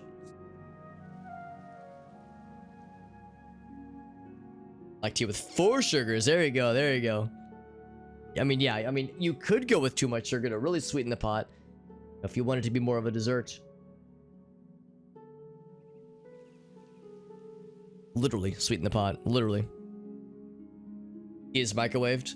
Yeah, Gracie has a really nice tea brewer apparatus. The only downside is that you have to wait like 20 minutes for it to cool down after she pours the cup because it is scalding hot. Like even pouring in some tap water, it takes a minute. Yeah, tea's microwave. Yeah, that's probably like the standard here for a lot of folks, especially if you're just grabbing something in a hurry.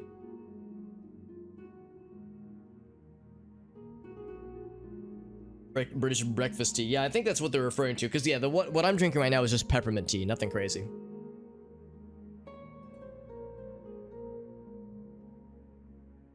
Like a peach flavor? That sounds kind of nice. Reusing the bag? Yeah, I've heard people kind of go back and forth on reusing tea bags. I personally don't. I guess, like, if it was, like, relatively soon after. But I feel like for herbal teas... Maybe I'm wrong on this, but I thought for herbal teas, if you left the tea bag in for too long, it would start to make the tea turn kind of bitter. So what I do is I like wait like 6 minutes, and then I kind of like remove the tea bag, let it drip out a little bit, and then just toss it. For the herbal teas, that is. For black tea though, I would probably leave the tea bag in at least for a while.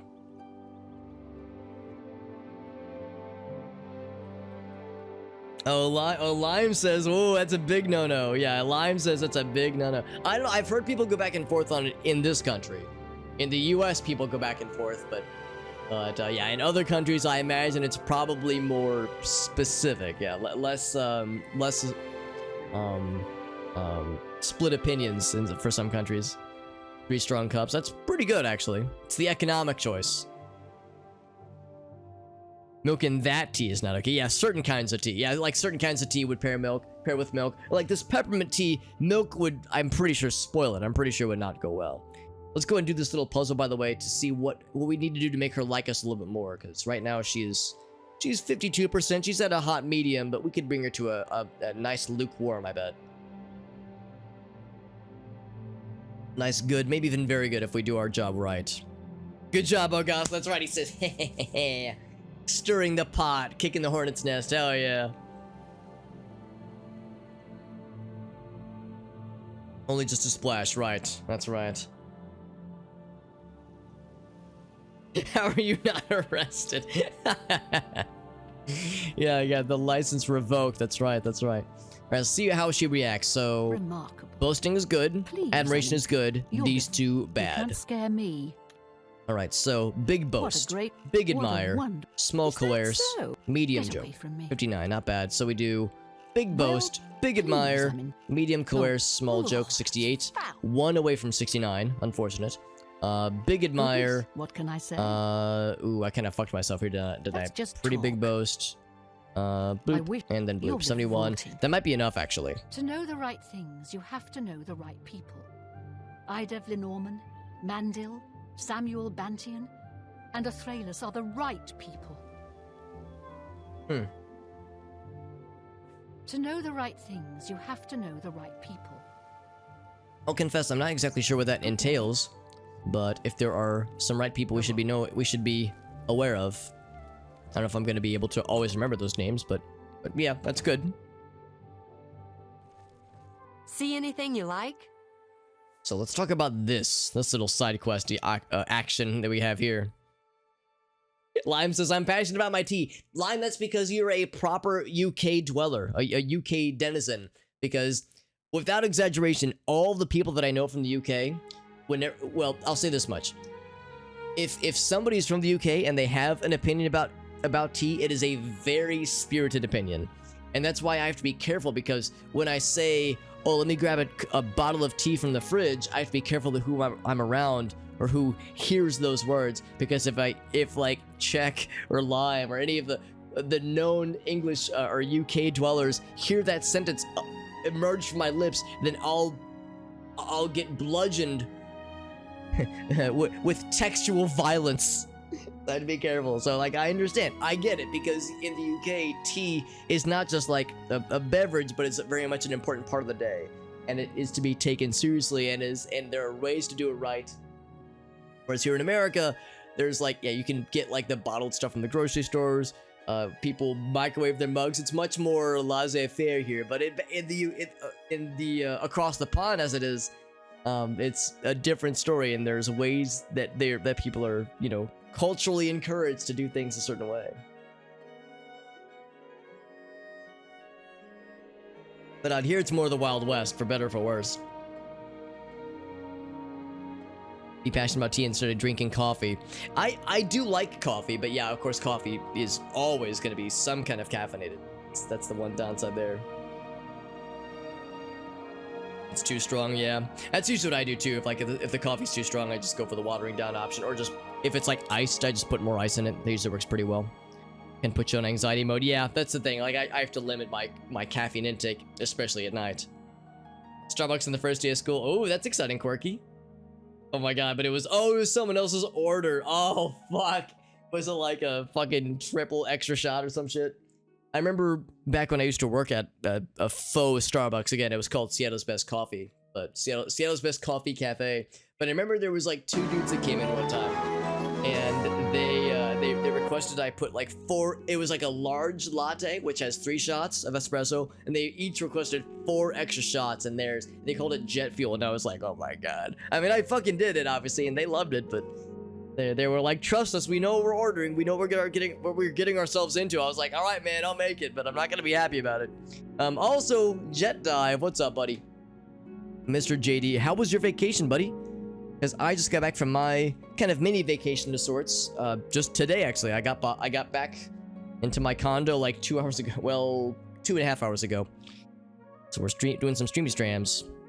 Long day of lots of driving, by the way. I probably was on the road for about 7 hours today. I was driving from Chicago to St. Louis, and then from St. Louis to my dad's place in Illinois, like Edwardsville area, and then driving back. So lots of driving, but it was worth it. Good to be back. Yeah, Corky, I'm the same way. Like, I like a little bit of caffeine, but too much, and I start to wig out a little bit. It's not a good time. Anxiety mode gets on overdrive. Be scared, Hobbit. That's right. No, that's right, Farsight. That's exactly it. I try to be careful. Around my American friends, people don't give a shit, but I have to be careful what I call tea in front of somebody from the UK, because they have very spirited opinions, and I encourage the spirited discussion, but I don't want to roil up their anger. I don't want to inspire the unpleasantness. And I'll get a. Then they'll throw. Alex, I will fly. I will personally fly to your house and slap the tea out of your hands and give you the good shit. Oh man. You were to make English tea, milk or tea bag first. Milk or tea bag first? Wait. Hold on. Just to be clear.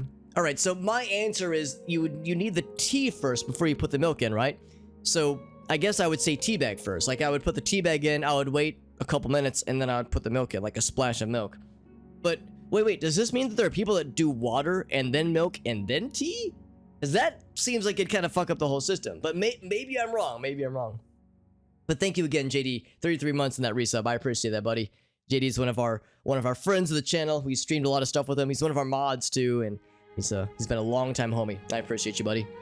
Strong enough electric current in most of their. Well, yeah, that's a good point too, Augusto. Because yeah, I don't have an electric kettle, admittedly.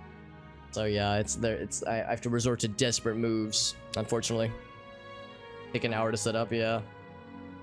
I mean, I think Grace's is pretty good, and hers takes like maybe just a few minutes. It's actually pretty quick. But some take a minute, unfortunately. Good time, get a little sunburn. I was actually looking earlier today. I think I might have gotten maybe a little bit of my cheeks. Not my ass, but the cheeks of my face. Maybe a little bit, but my arms escaped pretty unscathed. I wore a sun hat almost the whole time and escaped the scary things. But we went and saw Cloudgate in Chicago, the Chicago bean, and it's very reflective, and I think the sun might have got me there a little bit. It was an awesome time, though. 15 minutes, it's not too bad. And of course, tea is supposed to be a relaxing thing. So the idea of, being in a rush to heat up water is obviously kind of silly. But yeah, 15 minutes isn't too bad. About 5 minutes, that's not too bad then, yeah. I mean, I have been exposed to some that take a while to start up, but I guess it depends on how good the kettle is, honestly. Maybe a few minutes, it's not too bad then. Would add milk first. Yeah, like that's what I'm thinking. Like, cause to me the whole point of like adding a splash of milk, obviously, is to like have it impact the actual beverage itself. If I just have water, like hot water, and I put milk into it, that's just and it's like I just have milky water and then I'm putting tea into it. That just feels weird. So yeah, the idea of like, and also when you like add that splash of milk into the tea or into your coffee, what have you, you get to see it like affect the coloration of the beverage before your eyes. You get to see it kind of propagate down. I always thought that's kind of cool. Stir it with a spoon if you want to. So I feel like that's like part of the experience, right? Absolutely. There are people that do milk and then teabag and then what? What is this fucking chaotic evil shit, Lime? I'm not a UK person, and that shit seems evil, Lime. That's fucking absurd. See, I think you're rubbing off on me, Lime.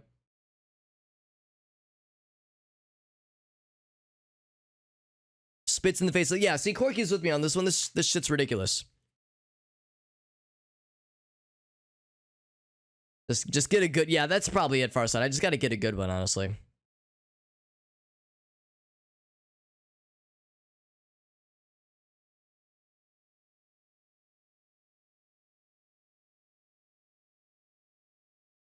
Yeah, or just, yeah, well, I mean, that's the thing, yeah, some tea obviously doesn't need milk, because like I said, I wouldn't want to add milk to this herbal tea that I'm sipping right now.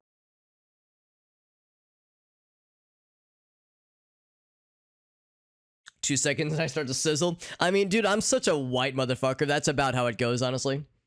It only takes a few minutes for me to start blistering at a moment's notice. I like JD's answer. Yeah, I've heard that one from when people are cooking their ramen. It's like, yeah, man, I pour hot water in my mouth first, boiling hot water, and then I put the whole ramen package, wrapper and all, into my mouth, and I just crunch it down that way, like a fucking Neanderthal. That's incredible. Yeah, Ogasso, it's like microwave, the magnifying glass over the ant. Pretty much that's the effect that's happening. I'm looking at it and like there's like a little smoke trail emanating from my forehead. So same energy, actually. Best tea you'll ever have. Also, coincidentally, last cup of tea you'll ever have too, JD. Yeah, actual Chad maneuver, actually. Drink some milk, swallow some sugar. Yeah, you gotta chase it. Yeah, chase it with some half and half. two cubes of sugar. Do some jumping jacks. Yeah, just swirl it around. Yeah, to get the full experience, you know, after the fact. That way it doesn't ever touch your tongue. You don't get that whole experience. You just get the constituent parts, you know, little by little. Yeah, that's the T equivalent of T-posing to establish dominance. You're establishing dominance over the constituent parts of the T experience.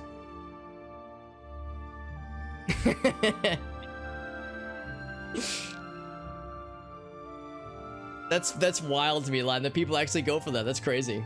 That like the milk, like water and then milk. That's so wild that people actually go for that shit. Oh yeah, sounds great, Corky. I appreciate you hanging out with us, friend.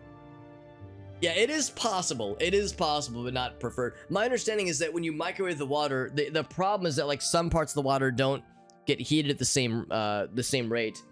Kind of like how if you microwave like a fairly large dish in a microwave, sometimes the outer ring of it will be nice and warm, but the middle will be cold. I think that's like the main concern, is that it's not like a unilateral heating system, whereas a kettle is much more dispersed, which is obviously more preferred.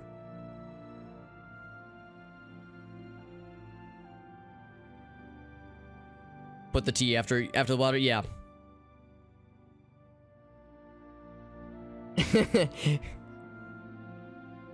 Yeah, put the tea bag in after you heat the water. After new cup. Well, I mean, I guess that's the thing, because yeah, like sometimes what I just do is, yeah, I do exactly what Elgaso is describing. All right, I'll come clean. I have done exactly what Elgaso does. I'll just get like some filtered water. I'll get some filtered water in a mug, microwave the mug, a microwave-safe mug, obviously. Microwave for like 2 minutes, remove it from the microwave, and then put the tea bag in, and then let it steep for like, yeah, 6 or so minutes. Because if I put it in before I start the microwave, then it's steeping while it's cold, or while it's lukewarm, I guess. And I assume that would not be good. I'm assuming you want it to steep while it's warm. But yeah, maybe I'm wrong on that one, honestly. That is exactly what I have done in the past, yeah. That is exactly it. The truth shall set you free. It's setting me free, I suppose. So it's like, I'm coming clean. I'm confessing to my tea sins. Belong in Lord of the Rings. This person right here, well, she's definitely has a, the name also sounds very Lord of the Rings-esque, very Tolkien-esque. Microwave, the mug can get hot. It can, but that's why you grip it by the mug handle. So that usually makes it pretty safe, TBH. Hot chocolate? That makes sense. Although microwaving milk could be kind of dangerous. Well, maybe not dangerous, but I guess I hadn't thought about that. Yeah, microwaving milk, I guess that could work. Probably same general science, honestly.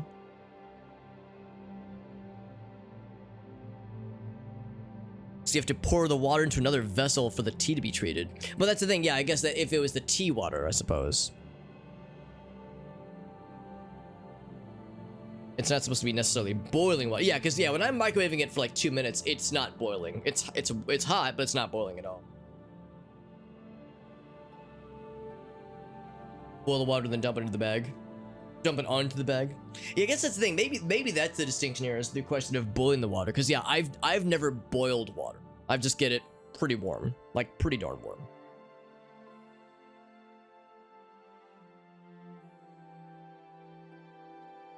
You have to use a spoon as an intermediate. Oh, interesting. Yeah. I actually did not know that, Lime. That's a good thing to know. Also, I guess I should do this quest, or at least initiate it. Let's get this conversation going here. Who told you that? Yes, the what you call the corrupt Imperial Watchman getting some people and fucking them up.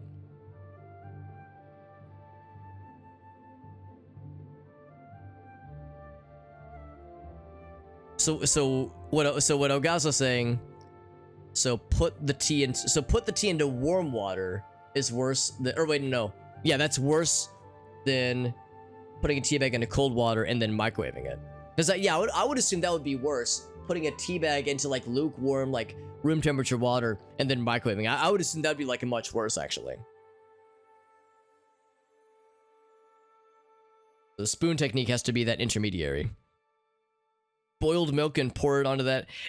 I don't know if boiled milk is a thing we're supposed to do. Wouldn't that curdle the milk? Yeah, I wonder if boiling milk would have... I mean, obviously steaming milk is one thing. But yeah, I'm not sure exactly how that would go necessarily.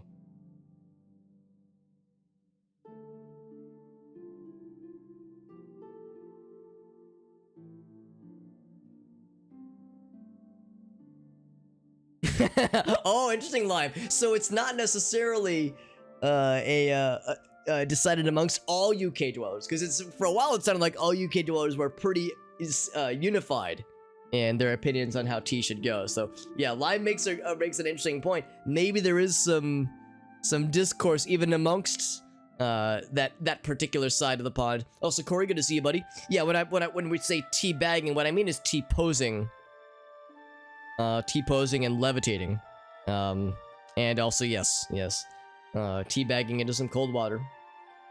That's how you do it. It's a nice little dipping maneuver. It's to cool our body temperature. That's what it is. 2 of your customers told me. Rustlin and Laurent, those idiots don't know when to stay quiet. It's Look, not a hive mind. I'm not A United telling you Kingdom hive anything, mind. stranger. I don't trust you. I don't trust you, she says. Even though we've done quests for her in the past. We'll see. Although she doesn't like us that much. But yeah, we did the whole quest for her with I'm Thorinir. mature enough to admit I was mistaken about Thorinir. So we did that whole quest for her. She's like, I don't Who trust told you. I don't know what you're talking about.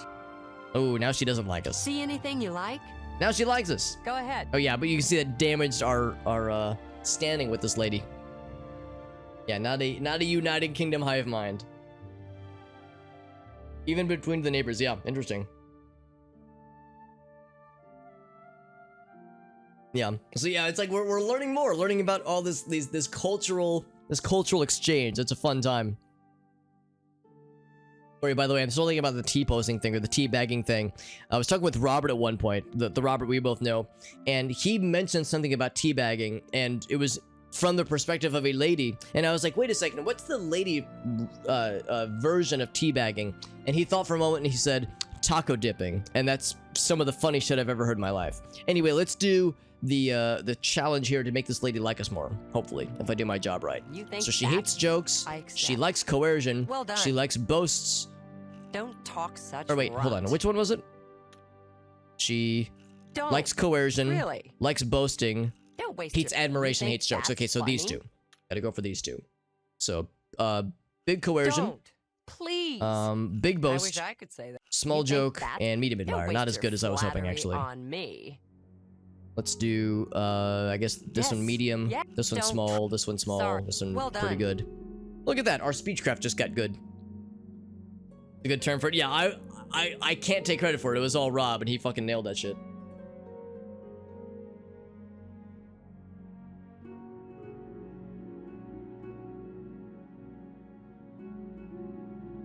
That was actually the one thing I was not sure about Lime. I've never heard the term hob before. I was like, they're not talking about me, right? So yeah, it's the stove. I got you.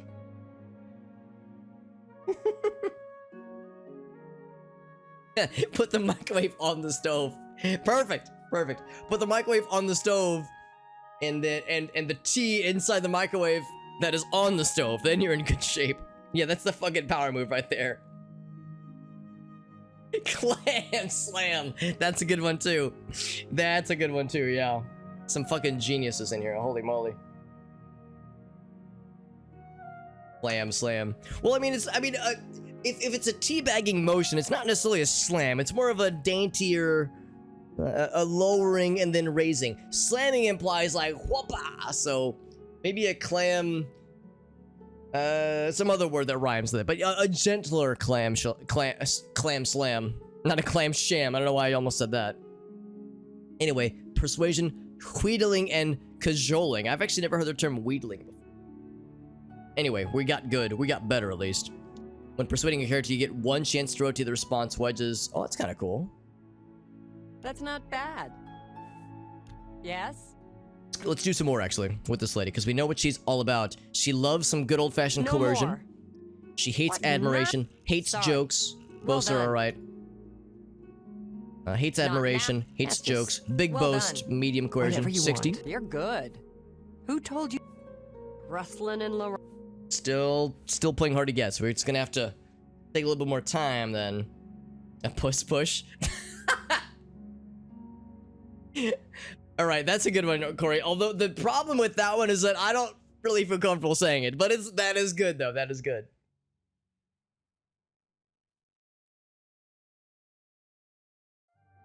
Mostly for science. Yes, exactly. This is a whole conversation that's just been for science, I'm obviously. listening. Oh, I can't actually go What can I anymore interest- with We'll see. with disposition. I have to bribe. See. I have to use Thank money you. to grease the rails. Thank All right, you. it's at 70. Now that should be I enough. guess I can trust you.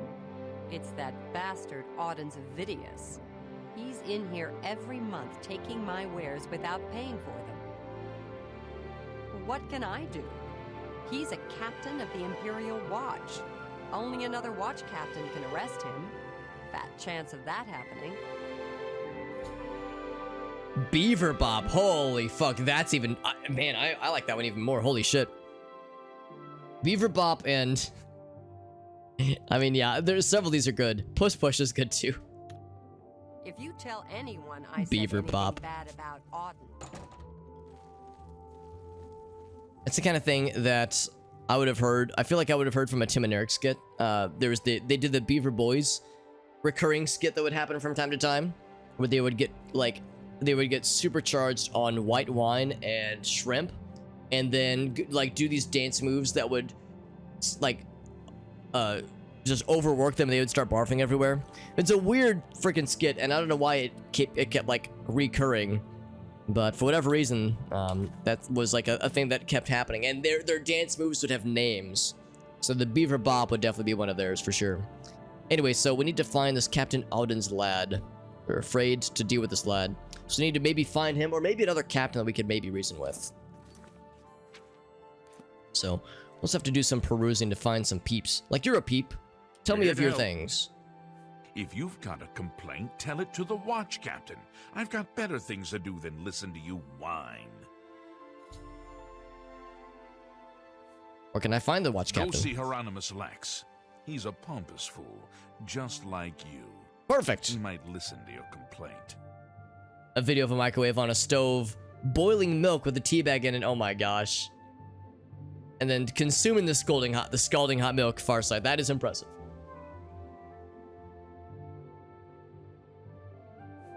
Got more science line? Perfect. Perfect. That's what we like to hear. So we actually got to go fairly far out. It's actually by the waterfront. Good enough for me. Out we go then.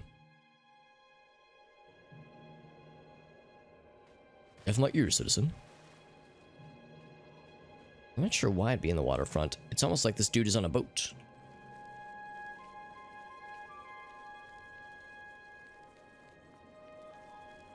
And maybe that is exactly where he's at. He lives in a boat? A houseboat? Honest and for true, here he is. Speak. State your business, citizen. Like everyone just freeze frames while we're talking. I don't have time for this now. The Grey Fox is on the loose. Take this problem to Itius Hain. He's also a captain of the Imperial Watch. Okay, so we're just gonna bounce around to the different captains before we find somebody who's gonna hear our shit. It's true what everyone is saying. Kvatch is lost. The Daedra, they swarmed in. The town Life guard as never a had United chance. Kingdom. A United Kingdomer. A Briton. Good luck with Itius.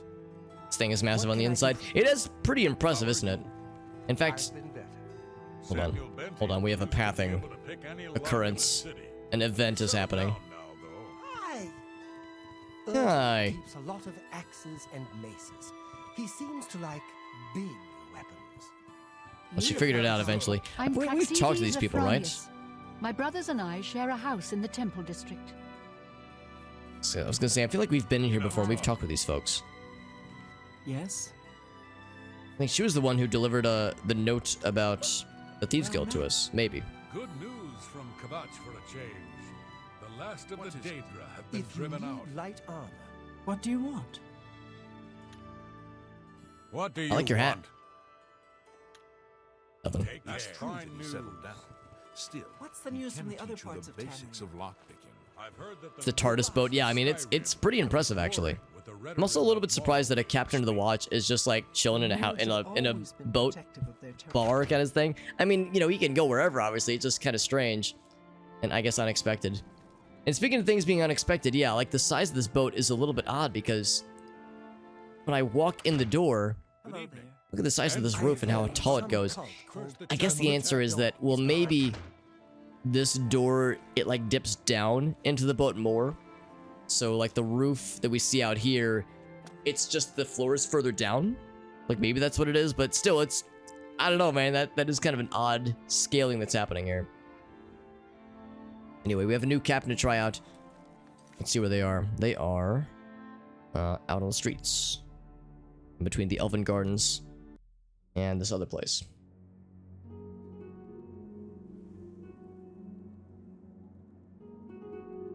And we're going this way.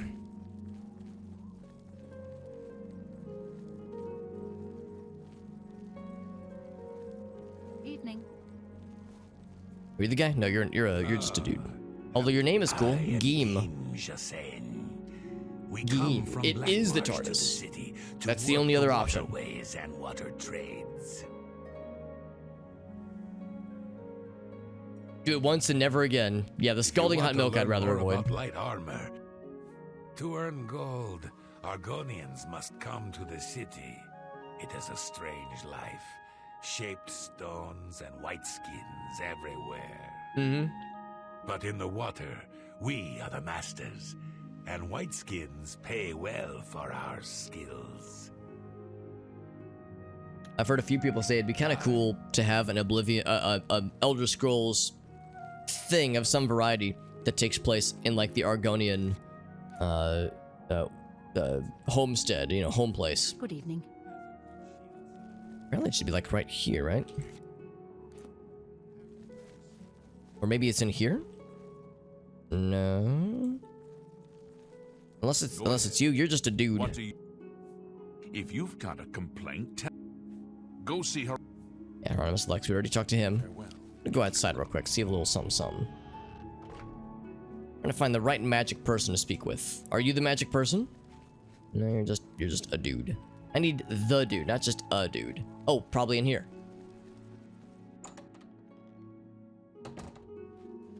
Arblonian. Now we're talking business, Argaso. Yeah, I find that like Argonians and Khajiit as well, those two races are the ones that are like the most weird and otherworldly, so it'd be cool to see what their homelands are like. Why should I trust your word?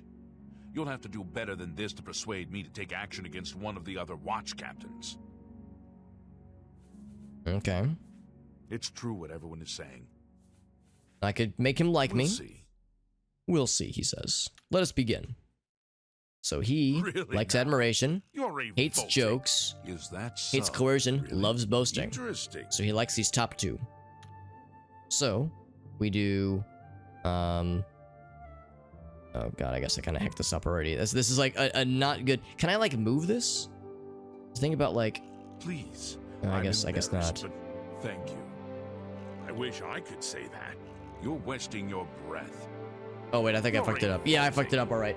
It was the top two, right? I don't know how I move the thing though. Yeah, he likes the top two. So, oh crap, that's the worst configuration then. Remarkable. Smells joke, smells coercion, big admire. There we go. What can I? Small joke, small joke. That's just talk. No, I wish I 46. could That's say not bad. that. I see that. That's the worst configuration though. I wish I could move this. So do the Really best admire I can. You're Best boast well that I done. can. Small, small. That's just talk. Let's just talk. Well done. They keep giving us very unfavorable configurations for these. That's just talk. Yeah, another one here. Well done. Get away. You're There we go, wasting 53. your breath. Admire, Please. big admire. I'm embarrassed, but thank Crap, you. that's pretty not good actually. That's just talk. You should be 60. ashamed. 60 is better than nothing. Why should I trust He's just not your trusting word? us. You'll have to do better than this to persuade me to take action. Why? Whoops. I'm listening. There's a there's a rotate button. I see. Yeah. So it's grayed out right now. But yeah, so we'd have to rotate it now and like go ahead and start the whole process. I gotcha. Well done. So I need to watch for Really more times. So like rotate You're now. so- There we you- go. There you're it was. That wasting was your exactly it, breath. Corey. Perfect. Thank you. That was exactly what I was missing. So rotate, because that's not a very good configuration. You can't. Good. Look at that. Perfect. Interesting. Corey with the These are clutch. very serious charges. If you can get 2 witnesses to testify against Alden Zavidius, I'll arrest him. Otherwise, I can't help you. So coercion gets shit done, kind of, sort of. We knew we would need some kind of evidence anyway, but that's something. So for this, oh, well, that's convenient. They already gave us some peeps. So yeah, that's the thing.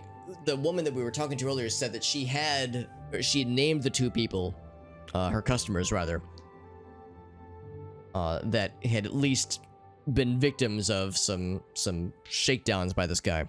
So if we go back and talk to them, then maybe they'll be able to give us something closer to evidence. So we have 3 people. Oh yeah, Jensine being one of them, that's right.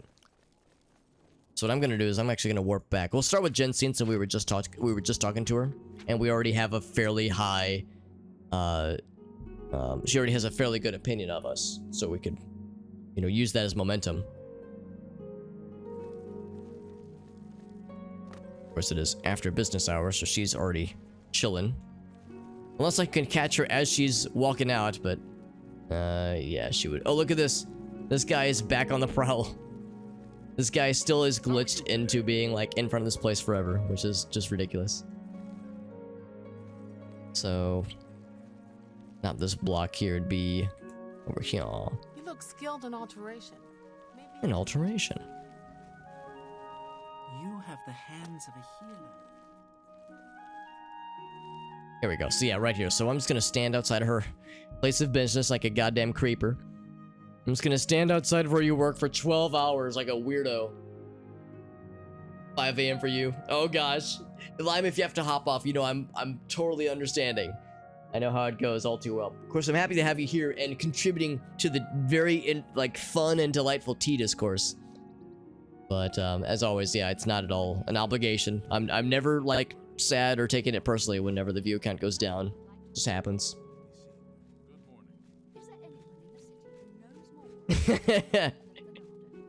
That's about it. Yeah, it blows my mind that in this game, when you're doing the persuasion minigame, you have to do all 4, even though you know they don't like those other things. Like you have to admire them and you have to joke with them, even though they hate knock-knock jokes and they hate compliments. But sometimes they love coercion, they love boasting. It's so fucking weird. I mean, I don't know if I like it more or less than how Morrowind did it, because Morrowind, everyone take a drink, I just mentioned Morrowind. In Morrowind, it's just opposed die rolls. You're just based on hoping you have a good speechcraft and personality score. Or if you're bribing with lots of money, obviously. But yeah, in this game, it's kind of ridiculous, actually. It's kind of silly. I love the rambles, Lime. I'm always down. Always down for the Lime rambles. Especially getting this cultural exposure, cross-cultural pollination. It's a beautiful thing. You want me to publicly accuse Audens of Vidius of corruption? I'd sooner swim naked in a pool filled with slaughterfish and mud crabs. Don't threaten me with a good time, lady. So she's not down to clown. And Take she already your likes time. us quite a bit, so yeah, there's no other options there, unfortunately. Let's keep my problem with Audens just between you and I. So let's see if we can make the other dudes down to clown until they're 6 feet underground. Be up in the morning to be a human. I understand, yeah, and of course, as always, I have to get up for work tomorrow. Especially since I had the last 4 days off from work, including today. It means that I'm gonna have to get back into the swing of things starting tomorrow, which means I've got probably well over 100 emails waiting for me and, you know, tasks awaiting that I need to do. Thankfully, tomorrow's Friday, and double thankfully, Monday is a holiday here in the United States. Labor Day on Monday, so there's a lot of people that will be offline tomorrow, actually, so I guess if there was ever a Friday to come back to work, I guess tomorrow's actually not a half bad one to go for. I mean, I could have taken tomorrow off as well, but I don't know. The sooner I start building up more PTO, the sooner I can take like a full week off again. This should be on the other side in this little nook in the Arboretum. I spelled that right or pronounce it right? Arboretum, yes. So one of the bros we talked to previously. Oh, maybe I'm wrong. Maybe he is in the next district. He must be. cultural stories and tea strategies as well, my friend. It's all good stuff. Key strategies and tea strategies and anti-strategies, things to not do. So this is one of the dudes. I remember him well. I've heard that you've been asking around about that corrupt guard. Just don't mention my name. So no one wants to stick their necks out.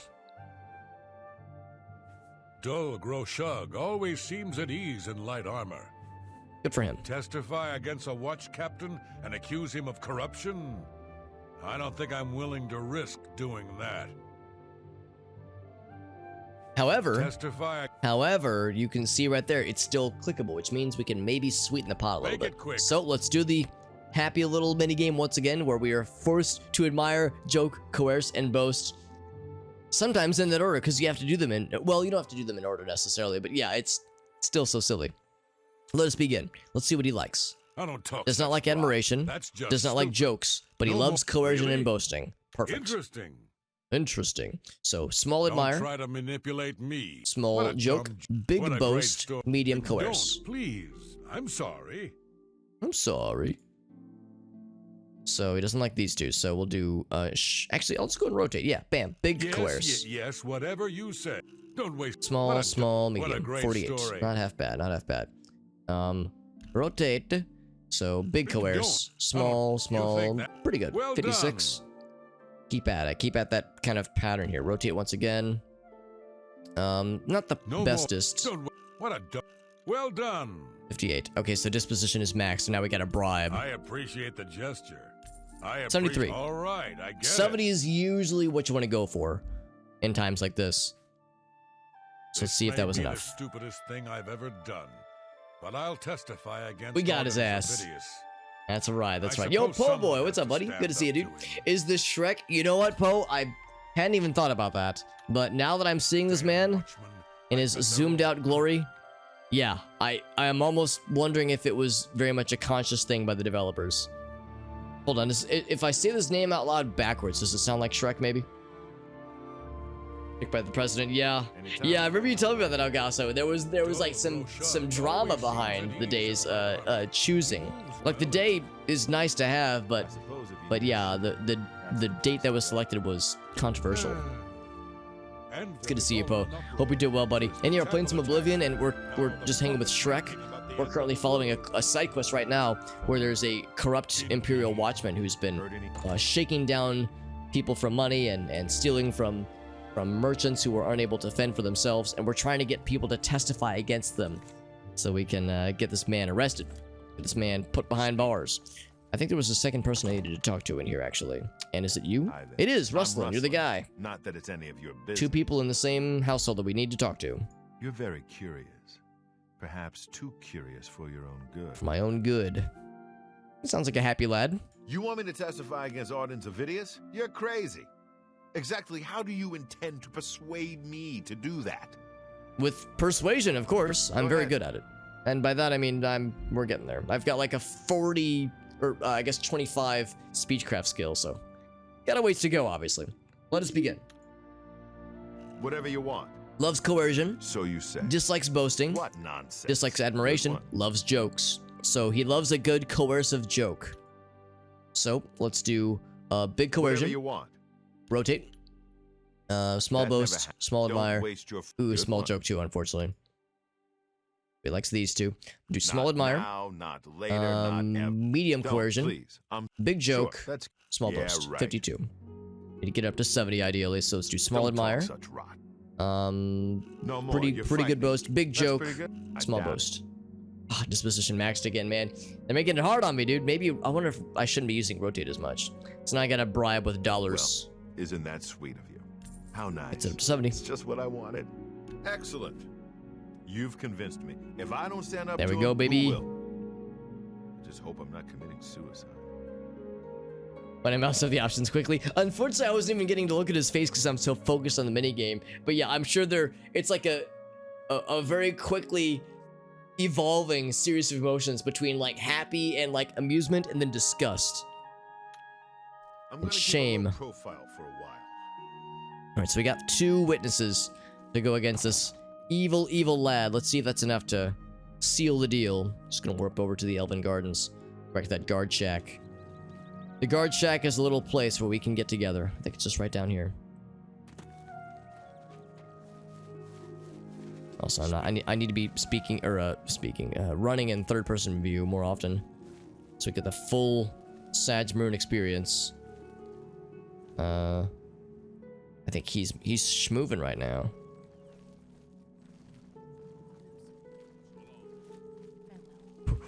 It's like I somehow have like a freaking radar on this guy. I've got a tracker on him.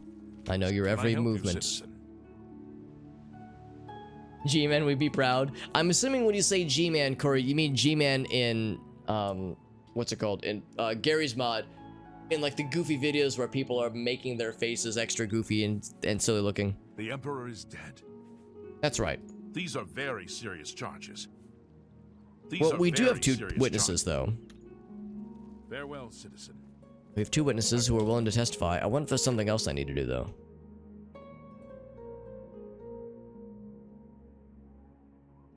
I could keep an eye on them to make sure they go to see. Oh, okay, first thing in the morning. Okay.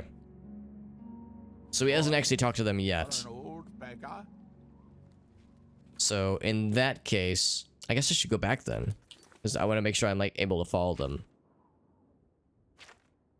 So that was in, where was that? Was that in the Arboretum? Yes. Yes, it was. Yo, Amon, what's up, bud? Hope you're doing well. We're playing some more Oblivion. Whoa, that was an uncomfortable zoom into this man's face. We're doing the side quest where we're trying to get an a corrupt Imperial Watchman. We're trying to get him to confess to his illicit crimes. And, wait, no, it wasn't in the Arboretum, because there's no, I don't think there's any houses here. Crap. I think it was it the arena then? I think it must have been the arena. It was wherever that guy's house is. We need to make sure that they follow through. Well, no, I guess there's no houses here either. Shit. What is it, citizen? Trying to remember where that guy lives. We were just there. But the quest marker. Oh wait, actually, here we go. Yeah, the quest marker. Wait, no, it's still pointing me to the dude. Maybe it's the Temple District then. What is it, citizen? I must be all discombobulated here. I can't remember where these guys were. Because for a minute there, I thought they were in the Arboretum. But I don't think there's any houses there. I'm not convinced this is it either. I feel like I would have recognized this. Let's just look for the guy's name. Maybe I'll see it on the map. Because it was not very far off, honestly. Market District is mostly market stuff, obviously. They're saying we should keep an eye on them, though. So that's where I'm like a little bit nervous. And this is truly all market stuff. God, that zoom in is so sudden. Let's try the Elven Gardens again. I mean, I guess that's probably the best bet since that's mostly residential anyway. I got too excited though. I shouldn't have flown the coop and gone right to the guard. I should have tried. I should have like checked the quest log. Here we go. Yeah, there's rustling. How are you? Oh wait, no, it's not. No, I'm sorry. He's red outfit and dark hair. I thought it was the same dude.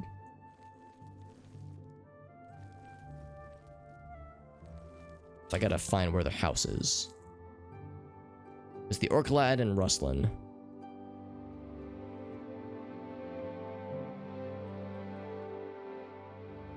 I'm pretty sure I'll recognize the name when I see it.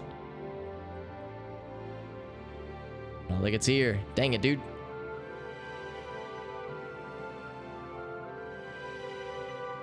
Where's that guy's house? Gosh darn it. There's, I think, a second... yeah, this one. That one. Second, more residential district. You have my ear, citizen. Except this is like fancy people houses. I don't think this guy was like a fancy person's.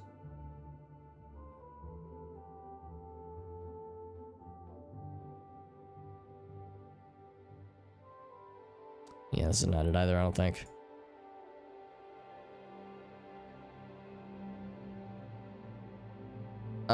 Why does that have the little marker on it? I guess that means the guard actually just went. Time is relative, yeah. Every once in a while, I'll do the same thing, so I'll go to check it just to see if there's any updates, and every time it's like, not yet. Not yet, man. Eventually. I'm gonna check the Arboretum again. Maybe I'm full of shit. Maybe there are houses here and I just overlooked it. I see no houses. 'Cause yeah, I am interested in Dwarf Fortress, specifically the Steam version whenever it's done, because that would imply that there'll be like, you know, mouse and keyboard controls and some niceties that the current version does not have. That's something I'm very much looking forward to. Okay, so there are houses in the temple area. I shouldn't have flown the coop so quickly. Rustlin's house, there we go. And there's the other guys. So these two are the dudes. Let's go check on them, make sure they don't get murdered overnight or some bullshit. Make sure no one tries to... Oh, here we go. Here's Rustlin. I'm on my way to talk to He's on his way. Cool. And then where's your buddy? Where's the dude? What is it, citizen? What is it, citizen? Is he inside right now? He is. I'm trying to find Idius Hain. Well, he's not going to be in your own house, homie. Get your ass out here. I have to, maybe not escort them, but just, you know, keep tabs on them. Make sure no shit goes down.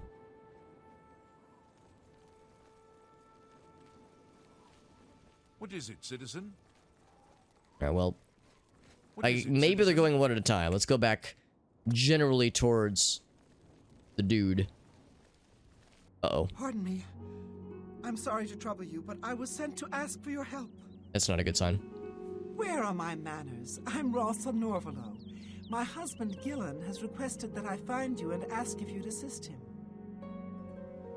This is probably related, I'm guessing. Well, maybe it's unrelated, actually. Normally, I wouldn't approach a total stranger like this, but Gillen seemed so insistent.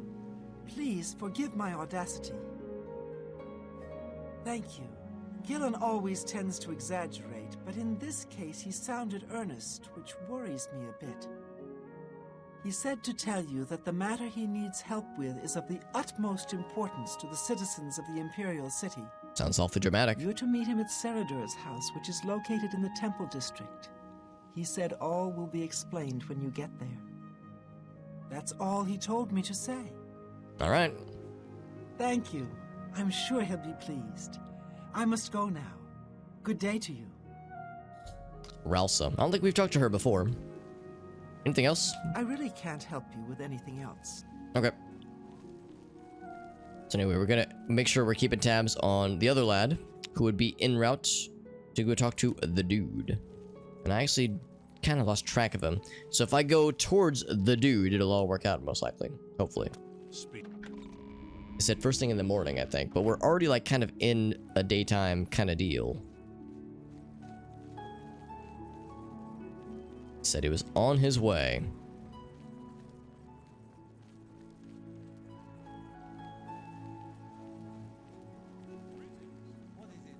Yes, this is the guy. Hello. There's something strange about Ida Lenormand. I heard she was climbing. What I might up just the do is maybe temple wait to dresser. kind of fast forward things. Because yeah, there's nothing else happening here. Let's just, I'm gonna wait for 3 hours and see what happens. If they truly just need us to fast forward time to the next morning, that's fine. Speak. Speak. And then he leaves. Can I help you, citizen? Yeah, still nothing. Alright. I think it autosaves anyway, so I'm gonna say, yeah, let's go until the next morning. So, 9 a.m. 9:02 a.m. That should be good. I was gonna stand in the street in front of this man for 15 hours. A freaking weirdo. I love how that works. I'm imagining when you're waiting for that much time, you're not literally just standing in one place, that you're, you know, we're wandering around, kind of like these dudes are we just kind of wander in the general area. You look like a bright one. Why, thank you. Can I help you, citizen? These are very... They still haven't talked to you, God. Move along. Alright, well, what the hell? I'm assuming that My ear, citizen. maybe now, truly, honest and true, they are actually on their way. I mean, they got lost. Just keep an eye on those two. Make sure they go to see him first thing in the morning. It is now the morning. This quest needs to get going. Time's a wasting. Speak. Yeah, we said it was in the temple area, right? Let's go back this way.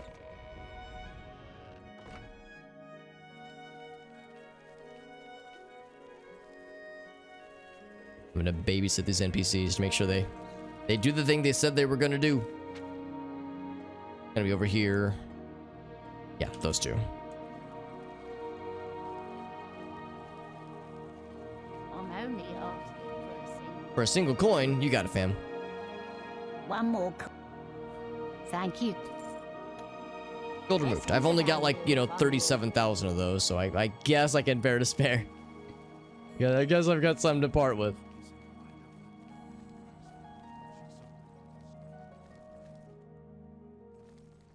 So last we checked on the orc friend. Okay, so the orc friend is indeed en route, because his house is locked. Same with Ruslan. His is locked hard levels. That means he's a good locker dude. Good lucky boy.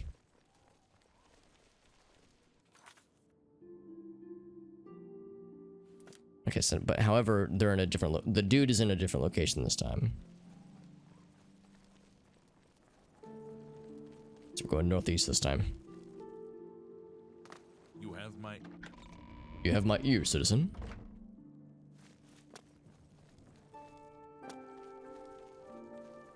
It's a little bit strange though, because I haven't seen them other than that first time we saw Ruslan.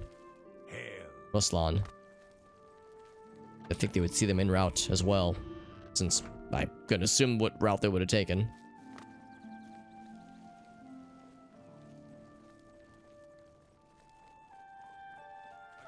Oh, okay, there we go, it's happening. It's happening. All my money while I was shopping in Jensen's merchandise. This is the second complaint against Albans. I will personally go and arrest him. What an odd frame of like events happening here. It's you, the hero of Kvatch. It's me. Truly an That's me. Can I help you, citizen? These are... Okay, so he just heard the thing, and he's... I guess, like, he's schmoovin' now, so maybe we don't get, like, the heads up just yet. These days, I get nervous whenever I see a watchman. Maybe I'll just stay inside. I know that Dovin Aran is getting up there in years. Alright, so anyway, I think we're in good shape. Let's just follow this man to see what he's up to then. See where he goes and what he goes. Also, it just occurred to me I should probably save. I haven't done a manual save. And relying on autosaves can be dangerous. So he's schmoovin'. Let's see what he's got for us. If he's gonna arrest this man, then it's probably not gonna go smoothly. We'll be there to clean things up when things get messy. Sloppy. And weird. I could attempt to be sneaky for no reason. Even though people are staring at me as I attempt.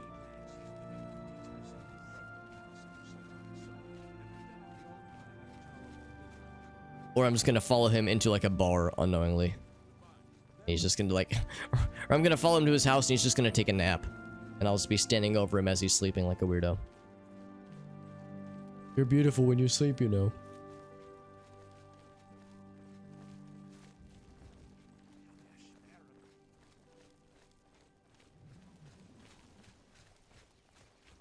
going this way, fam? Alright, cool. It's you, the hero of Kvatch. As he tries to say, as he, like, disintegrates into nothing. Oh, here he goes, about to go down.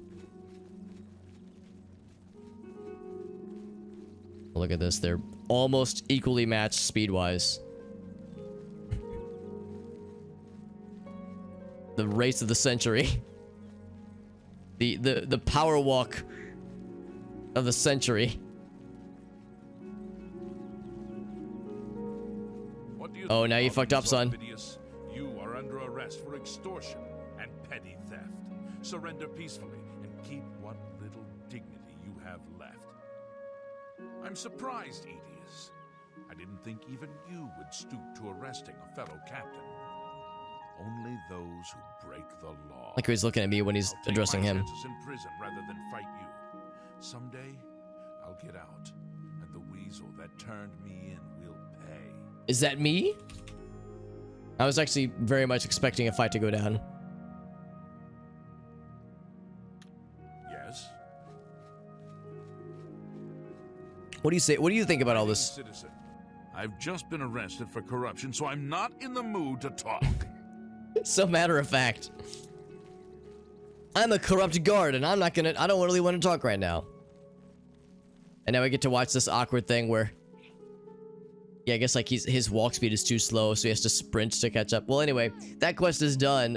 I guess we still need to talk to the folks, because I guess there might be a reward for us in it, more or less.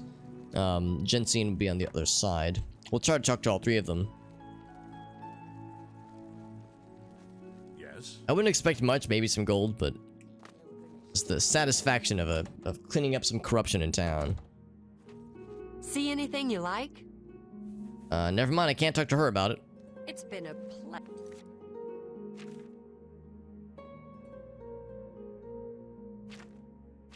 Oh, actually, maybe that truly is it. So maybe there really is no reward. The reward is some scummy dude's been put in prison, and that's all we really care about. But yes, now there's this other quest, Order of the Virtuous Blood, which sounds kind of ominous, honestly, but I'm down to try it out. So you have that one. There's the Dagon Shrine, which is the main quest. Yeah, that's for the main quest.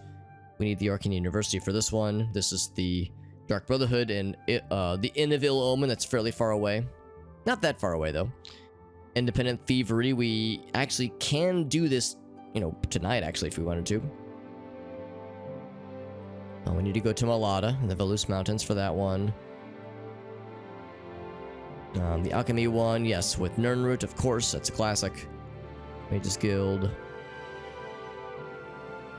The rest of these we pretty much know about. Yeah, so nothing else like new and weird.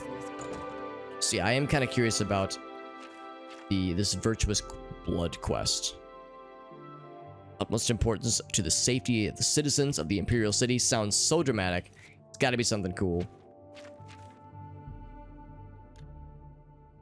Shit must be so serial. Super serial, even.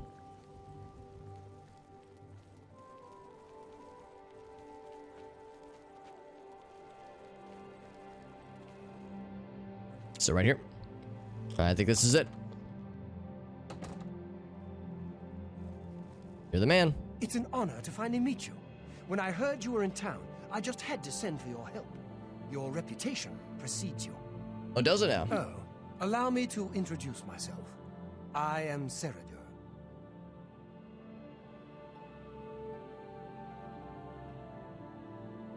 A clown costume mod? Yeah, that'd be awesome, Corey.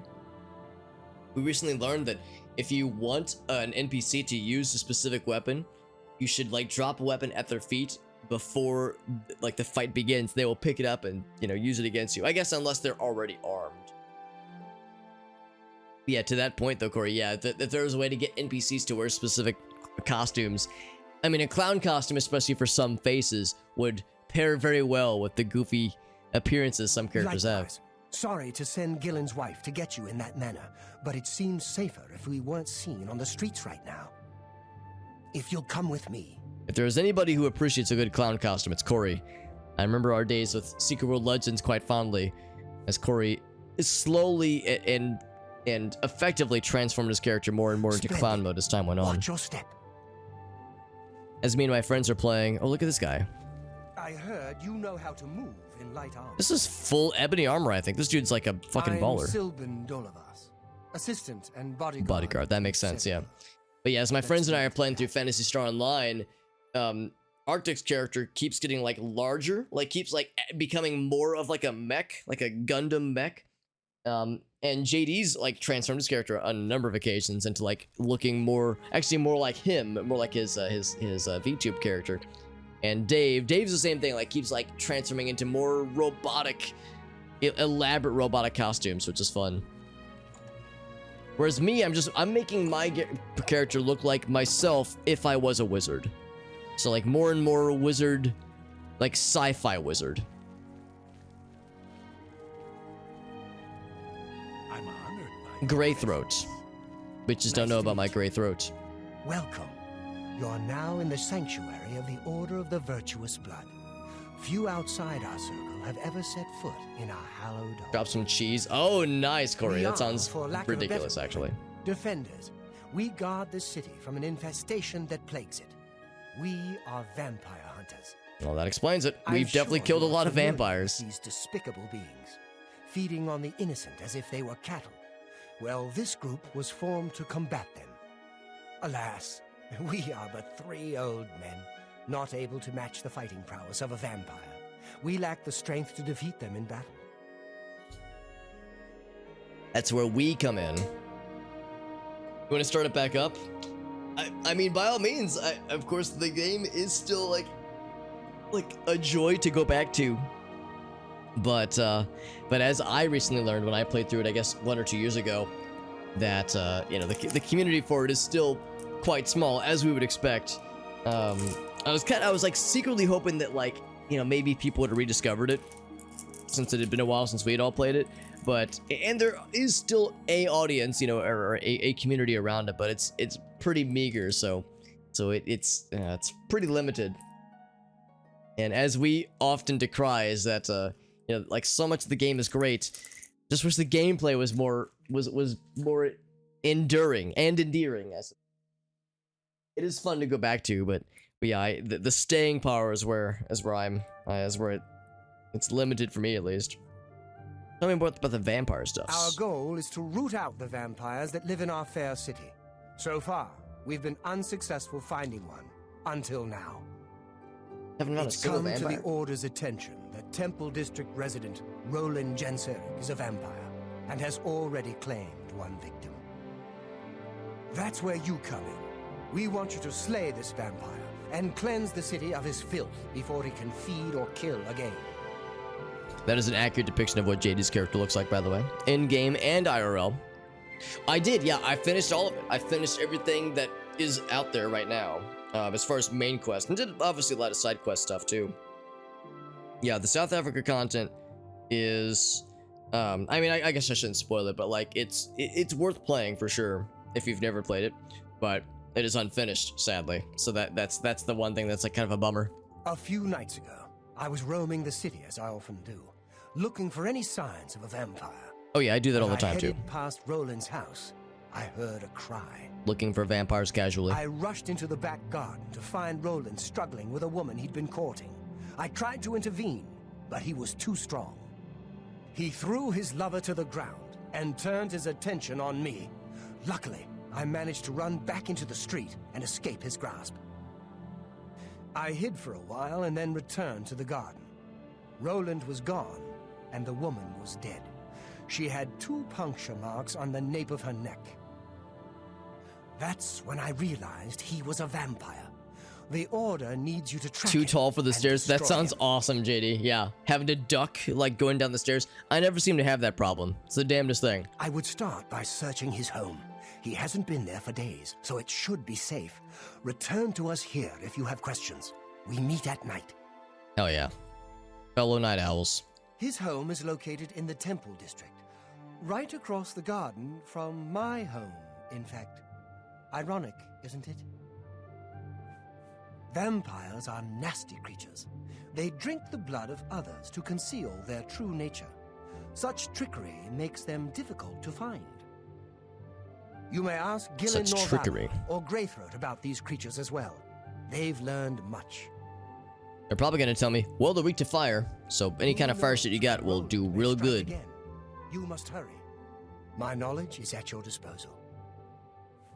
Tell me about this lad. Roland was always a quiet man. It was only recently he'd met that young lady. Poor girl. We must avenge her death.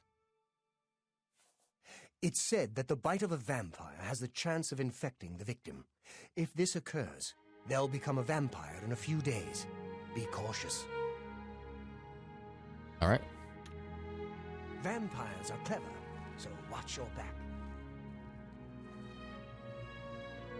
I like their emblem. That's kind of cool.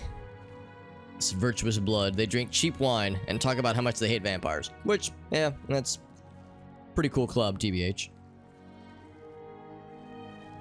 They only meet at nighttime, which is appropriate because that's when the vampires would be out and about, obviously. Only at nighttime.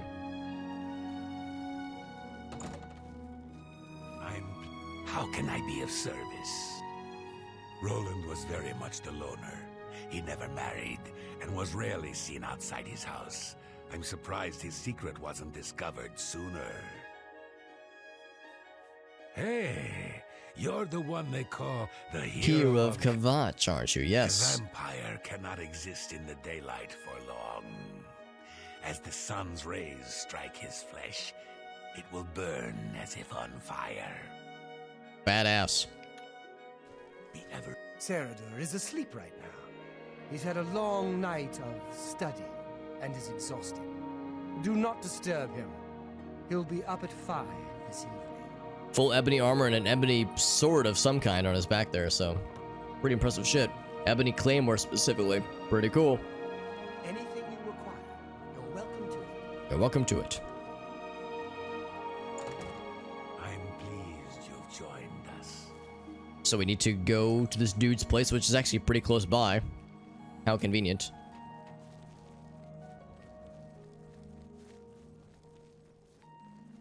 I'm not sure if we need to go there at nighttime. What is it, citizen? Hi. It was weird that she was just standing, like, facing the wall right here, just, you know, your usual corner wall staring activities. There it is. So, he apparently has not been humanish minute, but... Okay, well, I'm mostly hidden. I'll save before I try this, just because it is technically illegal. No bounty right now, at least. Let's keep it that way.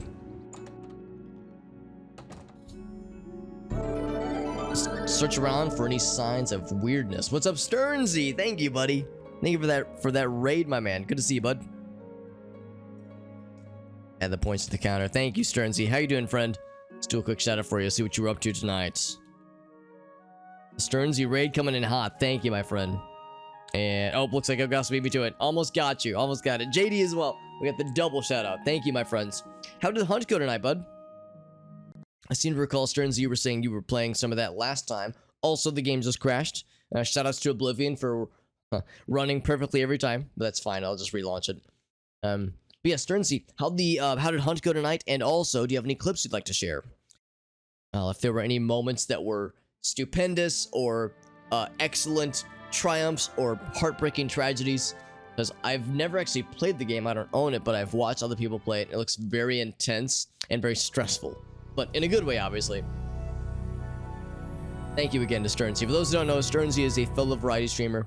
Been playing a lot of Hunt Showdown lately, but he's played other games too, so he is a well-rounded lad. You got a Lord of the Rings ad, Moxie? That's perfect. I wish I could say I had something to do with it, but it's probably because Amazon is trying to, you know, drum up excitement for their new show. But I can pretend I had something to do with that, Moxie, which is good enough. Doing some singing, some songs that are themed around Hunt Showdown, some murder, some more singing. That sounds like a very well-rounded stream, actually. It's some good-ass games. Hell yeah, bud. Offers on the table, bud. If you got a video you want to share or a clip you want to share, Sternsy he raids me all the damn time, and he's so generous. The least I can do is offer offer to showcase his stuff. If there's anything I wanted to show off, any cool TikTok videos you made, you're excited for him. Stearns is a good lad, and we all need more Sternsy in our lives. He's a good dude. We're playing some Oblivion. This is my first ever Oblivion playthrough, and the character I've made is a sad purple mess of a man, the saddest and purplest man I could possibly muster, and yeah, I would say that's pretty much it. Sad purple dude who's primarily a spellcaster, as you can probably put together. Try and go back and grab one. Yeah, I would love to see it, Sternsy. We'd happily all watch together and enjoy your singing and or murdering gladly. Got a shopping list, got the handbill. Let's look for anything spicy. Anything that is good. The current quest right now is we're pursuing a suspected vampire. And vampires, I mean, a vampire in the Elder Scrolls universe is not inherently always going to be horrible, I guess. But but this person has been murdering people, and murdering people is kind of looked down upon by the Imperial Guards and whatnot. So we're pursuing this lad, and we're gonna try to bring him to justice. But we need to see if we can find where he's been, because it sounds like he's not been in his house for a while. We gotta find this lad and see his whereabouts. So we're digging through his shit, trying to find some stuff, and also failing at lockpicking, which is a very important Oblivion activity, obviously. There you go. Gotta wait for the slow approach, the slow animation. There we go. Perfect. Shopping list blood. That's right. There was nothing in here, by the way. I wasted those lockpicks for nothing. Granted, we have like 240 lockpicks, so it's fine. Love letter from Relfina. That looks like it's something. Mentions the cabin where they would meet. Interesting. East of the city in the Great Forest. That's probably where he's hiding then. So let's see what the note says. Return from Braville. My heart swells with joy, she says. I wish I could have taken the journey with you, but I understand these are dangerous times. He was saying, the dude who has informed us of this lad and his vampiristic desires had made mention of the fact that, like, he was courting some lady. I wonder if the woman who wrote this letter was indeed his victim. Oh, Pelican with a TED Talk. Let's absolutely do that. Do that TED Talk. Moxie asked, what are some old Nintendo games that I enjoy? So my favorite video game ever is Bomberman 64. And I always like to give the caveat. Do I think Bomberman 64 is an amazing game? No, it's very nostalgic for me. It was like one of the first N64 games I really got into. So the answer really is a lot of N64 games specifically. Of course, Mario 64, Ocarina of Time, Majora's Mask. We played Paper Mario on stream earlier this year, which was pretty cool. I've got a bunch of games like that I want to play through more. Did some Wave Race earlier this year as well. However, I mean, I also want to go back and play Chrono Trigger. We did play Secret of Mana on stream a while back, which is pretty cool. And you go back and finish Final Fantasy VI. So a lot of like N64 and some SNES games. Love me some GameCube though. Love me some Double Dash. Love me some Wind Waker. We actually played Mario Sunshine last year on stream, which was pretty cool. And I've been doing on the weekends, I've been doing some Sonic Adventure 2 Battle. But we've been using a corruptor tool to cause it to glitch out, which has been a fun time. Yeah, Bomberman 64, it is very much a nostalgia thing for me. Like I said, it's one of the first games I really got into back in the day, alongside Mario 64. But the thing is, everybody loves Mario 64, but not as many people remember Bomberman 64, at least not that well. So that's kind of why it's special to me. It's because it's kind of an unsung classic. So yeah, Final Fantasy 9. I've never played 9. I've actually only played 6 out of all the Final Fantasy games. So I'm kind of a noob when it comes to the Final Fantasy world. But yeah, there's many games like that I want to go back for. Let's finish reading this note, but then we'll do the TED Talk courtesy of Pelican, which is another one of our favorite things. The goofy-ass TED Talks that we do, where we use a tool to generate a slide deck for us that uses AI, so it's like procedural generation. Anyway, she said, shoot, we should get away from the chaos of the city, all that jazz, the cabin in the woods, that would be safe from the world, all that jazz. Well, take me in your arms, you sexy stallion, sing me the songs of the moonlight and happiness. Aw, so sweet, but it sounds like things got not so good afterwards. Sounds like some murdering happened, which is, you know, usually frowned upon. Anything else here? I could get into his basement, I suppose, if I wanted to. But, yeah, we'll just do a quick perusal of things. I can just unlock at a moment's notice whenever I need to. We have spells for unlocking, obviously. Nothing says this person is perfectly innocent, like a skull just sitting on his dinner table. It's perfectly normal. I, too, have skulls that rest upon my dinner table in front of my bread and apples all the time. Whoops. Breaking lockpicks, just like Pelican has reminded us.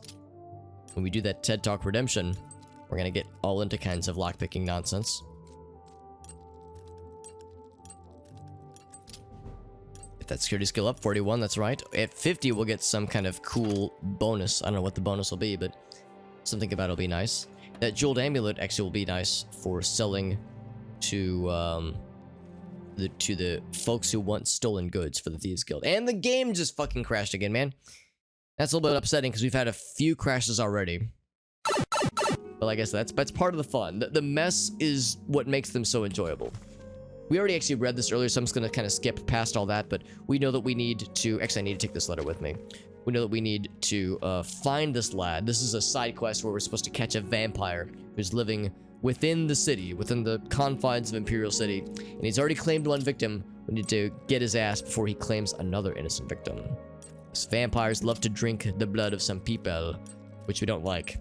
Because, I mean, I know in, like, other universes there are ethical ways that vampires can feed, but in this game, it seems like they just go for murder, and that's about it.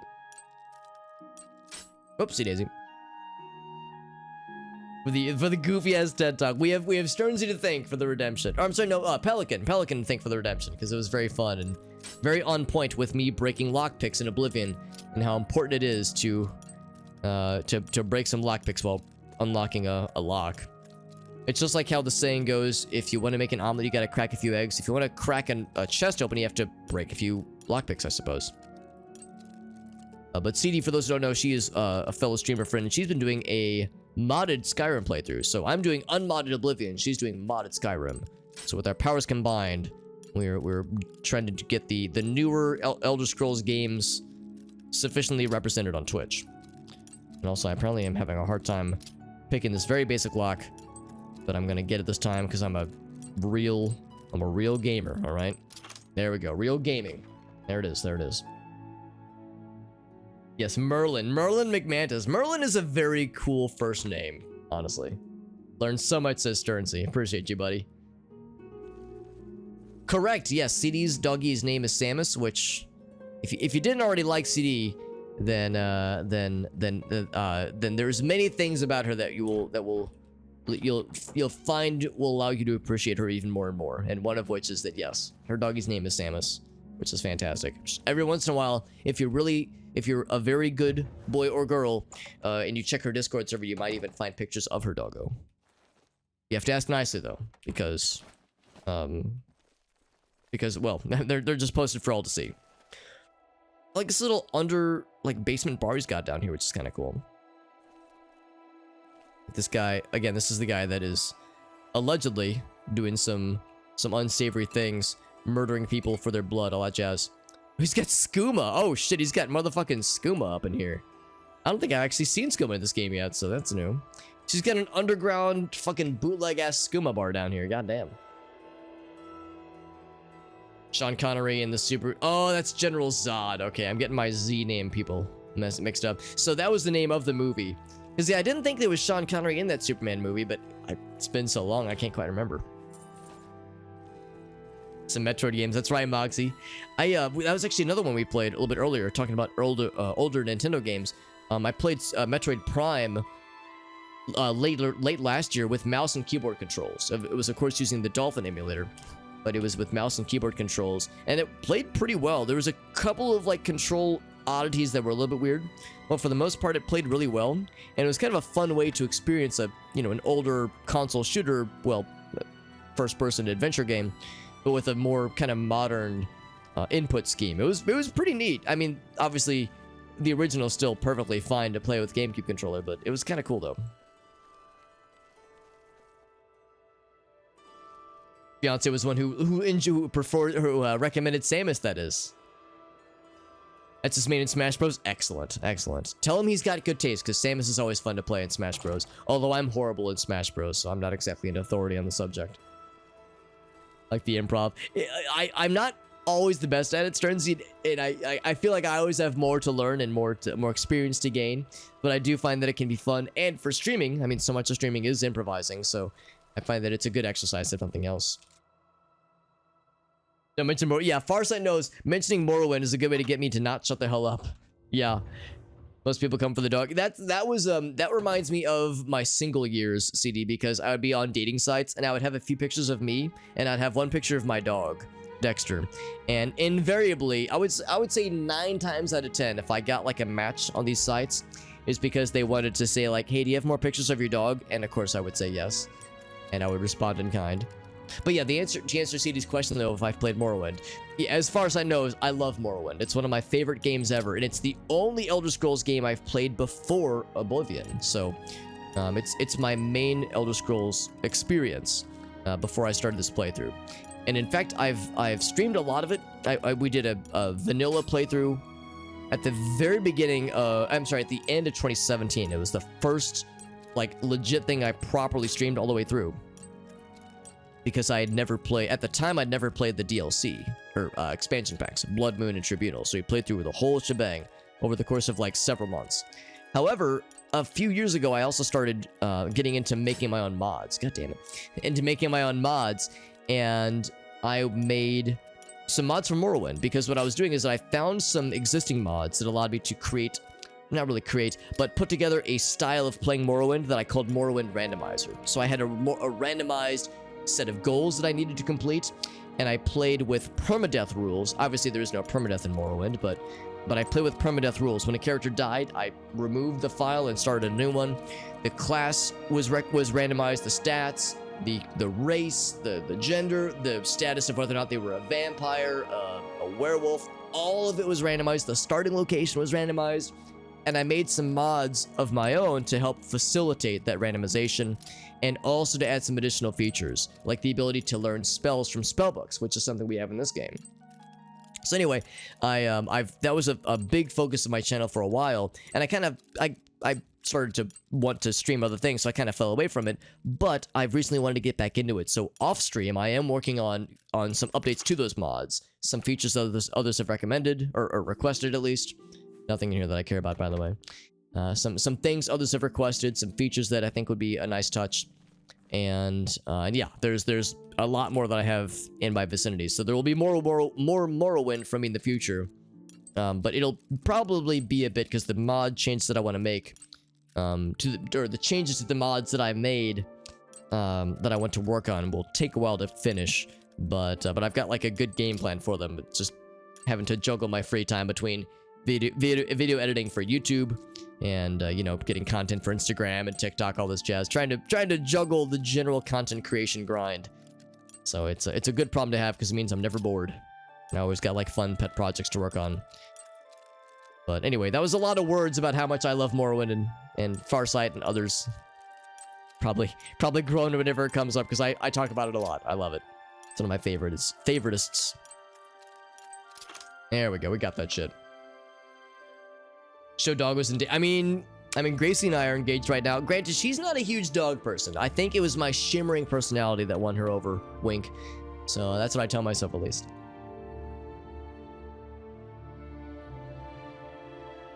Supposed to get to it this year, but maybe next year. Gonna get some Morrowind CD. I'm so excited for you.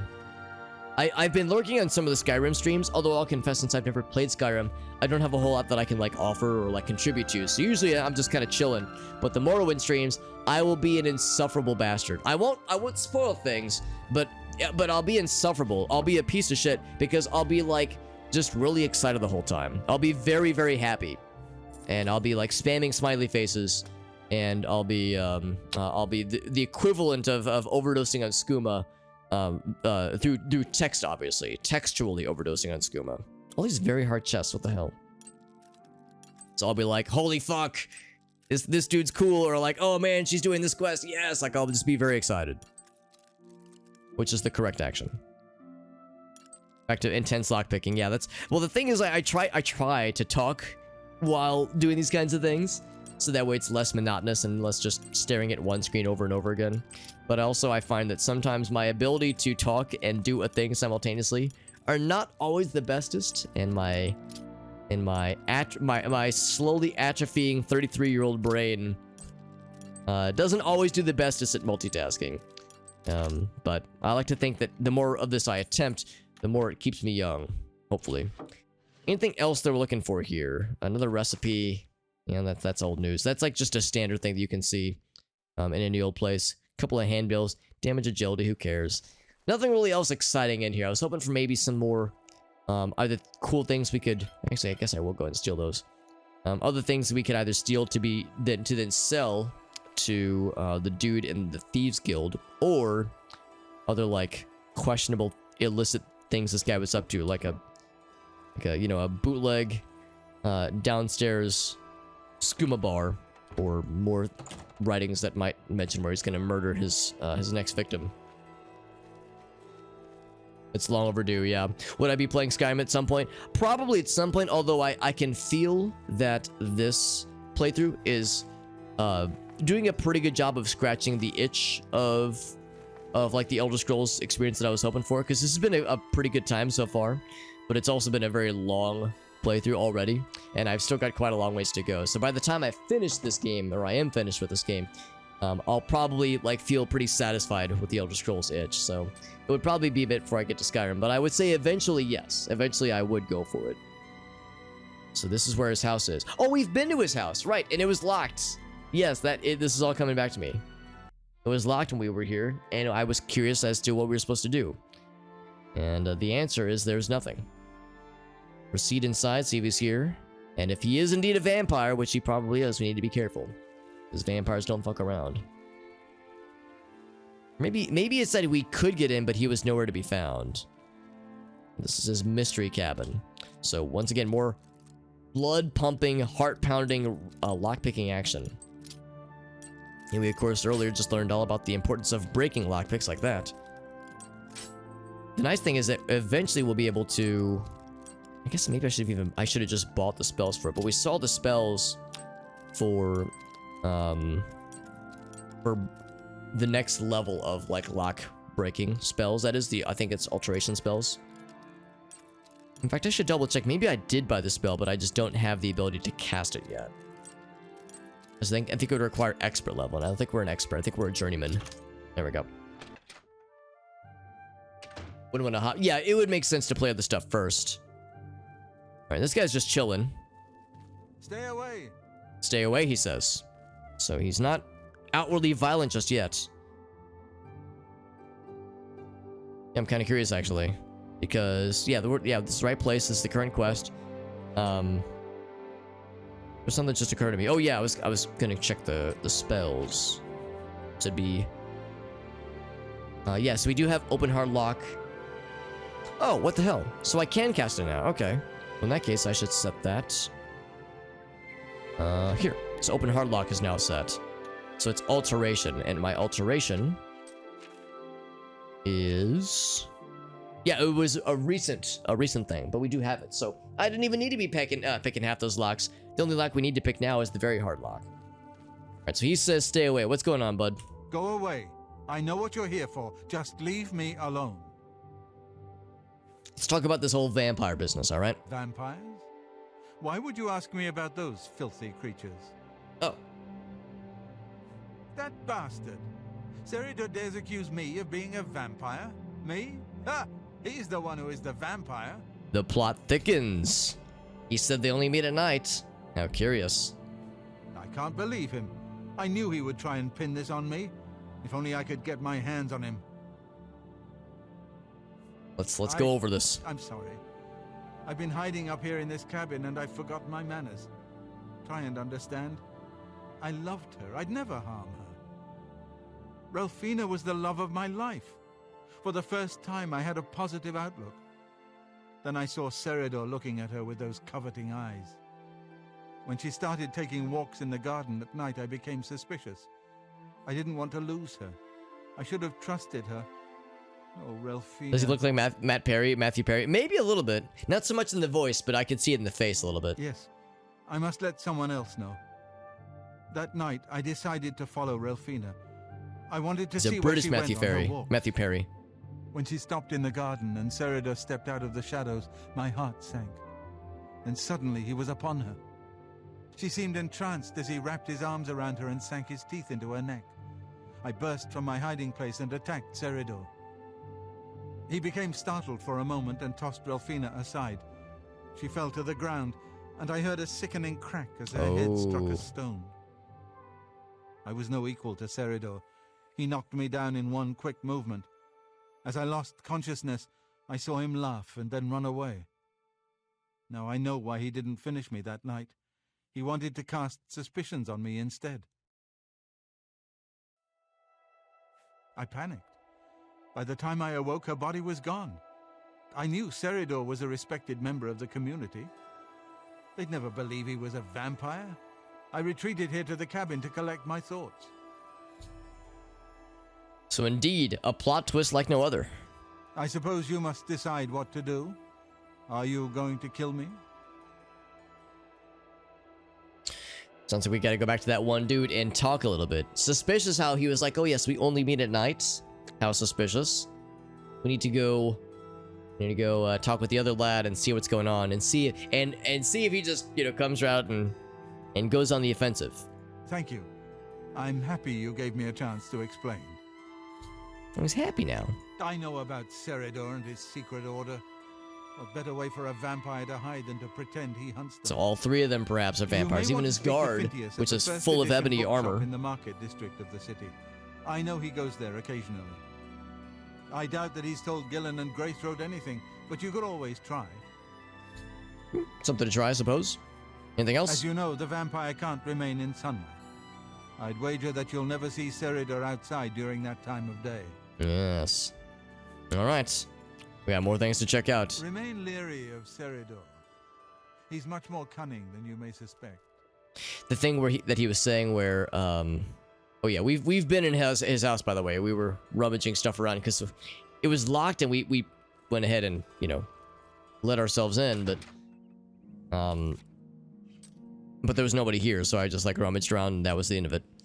But yeah, the part that he had mentioned where when Seridor went to strike, you know, went to emerge from the shadows, and tried to get the lady, that she was like entranced by him at first. And I think vampires have like a charm ability, like basically make their victims more willing to get got.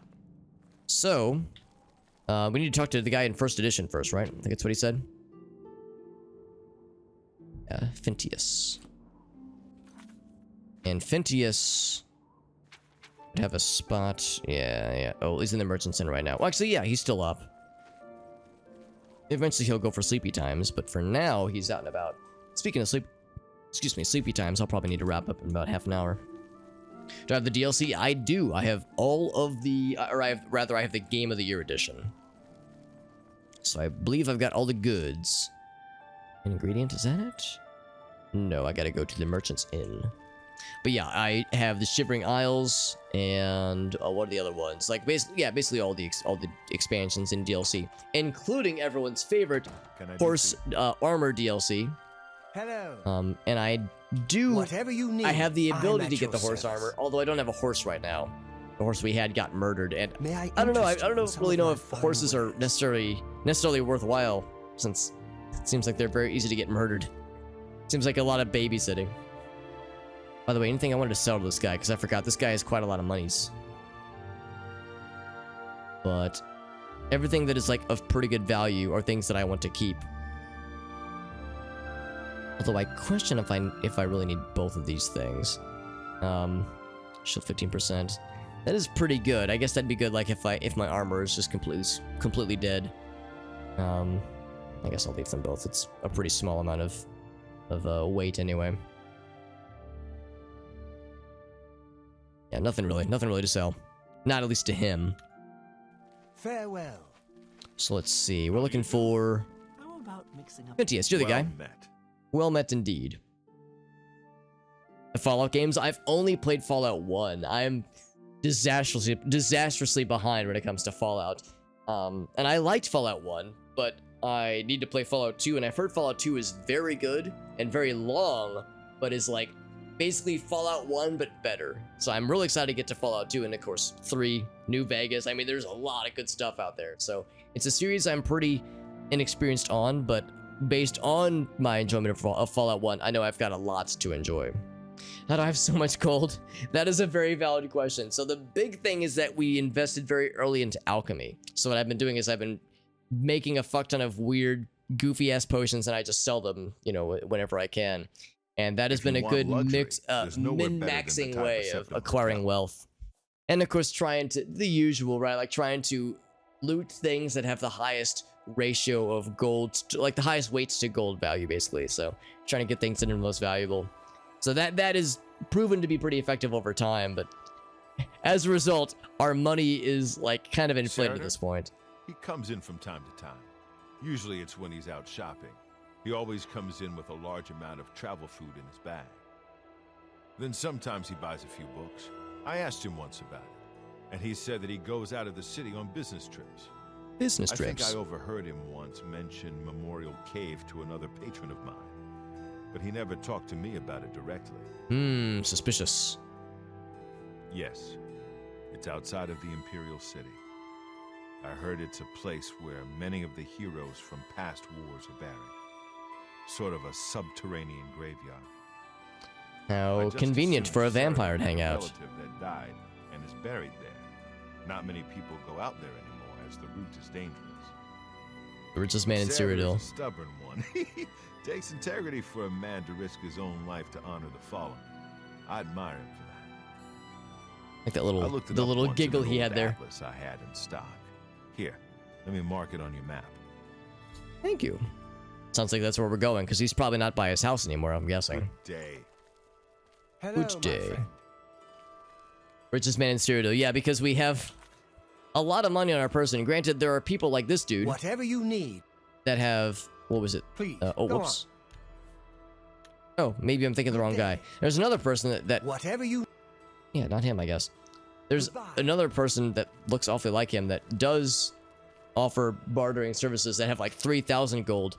And it's weird because in this game, if somebody has like a maximum gold amount, you can sell things to them only up to that gold amount per batch, but then you can just keep selling them. Like basically, if I have like a stack of like 10 things that cost 100 gold, and they only have 100 gold on their person, I can only sell them one at a time, but I can sell them all 10 so long as I sell one at a time. So it's like it doesn't deplete their gold as you're selling to them, which seems like a glitch. It seems like non-intended behavior. Because in Morrowind, when a shopkeeper only had 1,000 gold or 2,000 gold, and you sold something to them that cost 800, the next time you interact with them, it would show them as having like 1,200 gold remaining. So it's a little bit silly. Also, have I been here? I have not been here before. So we got a bit of a journey ahead of us. I'm kind of curious though, because they were in the what was it? It was in the Temple District, I think.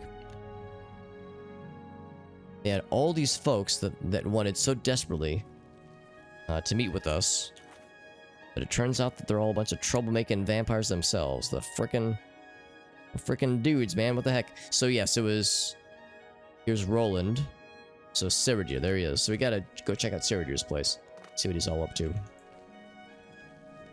Recognize there's probably other money-making schemes in this game, but yeah, the alchemy scheme is borrowed pretty shamelessly from what I did in Morrowind back in the day. So it's just what I'm used to at this point. Let's see, which one was it? I walked right past it.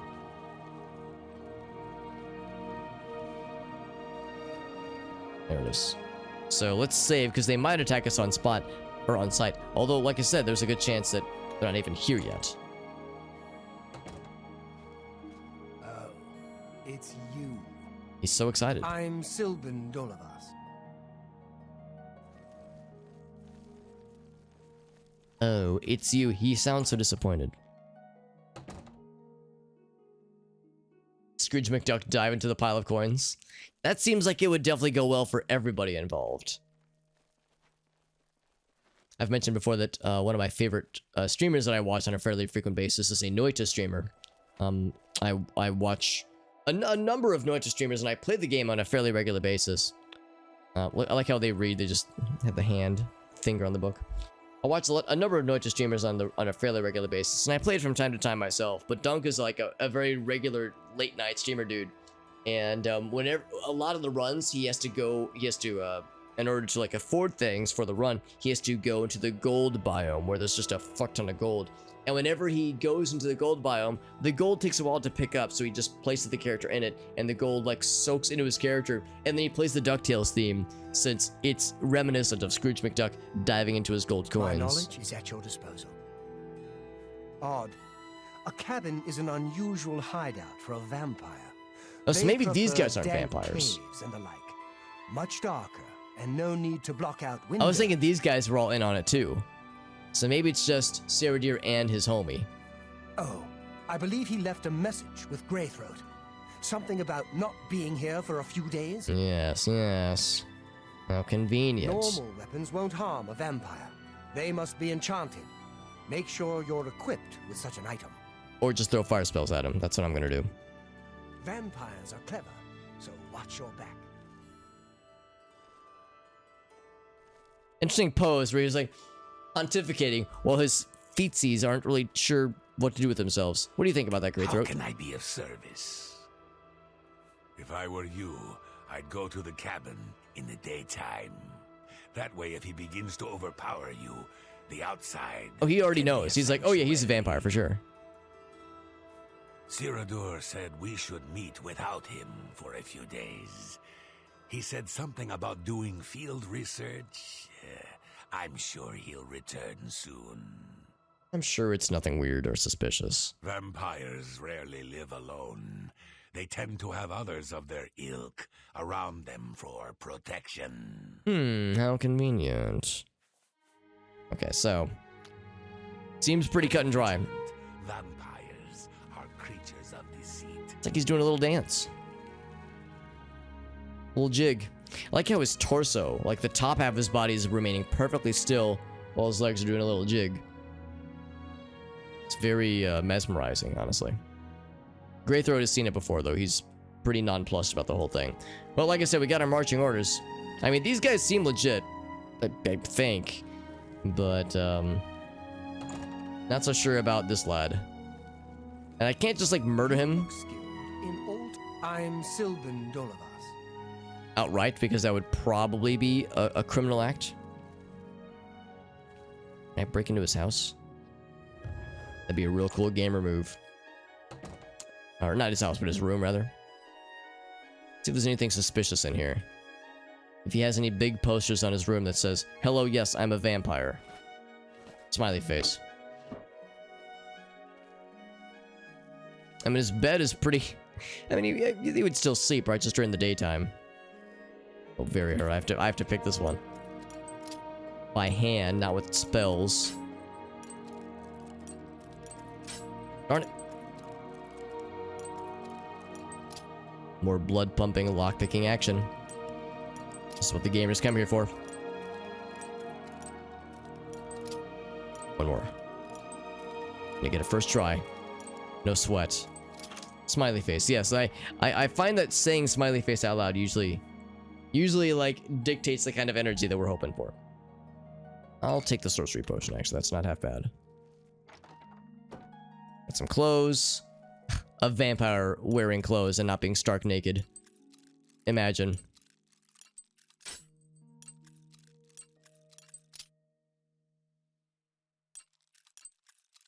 It's unfortunate because, again, this is all like procedurally selected, I'm pretty sure, with loot tables and such.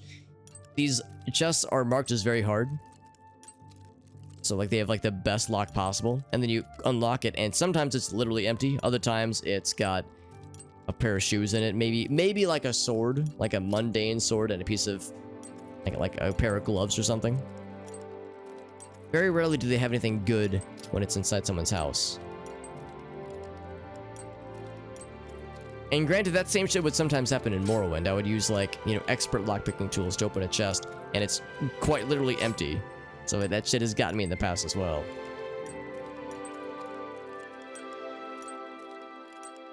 Damn it. Sometimes I'm like too slow on the realization. There we go. I mean, it's an easy scapegoat to say, well, it was a long day, long day of traveling. You know, driving from Chicago to St. Louis, it's like a 5-hour drive. There we go, 3 gold. All that for 3 gold. We broke like 4 lockpicks, or like 7 lockpicks in the process, which is more than 3 gold, obviously. Durable illusion, just some boring ass recipe about cure disease. Yeah, nothing like exciting, nothing sexy, nothing that's like just screams fucking vampire monster shenanigans. Disappointing.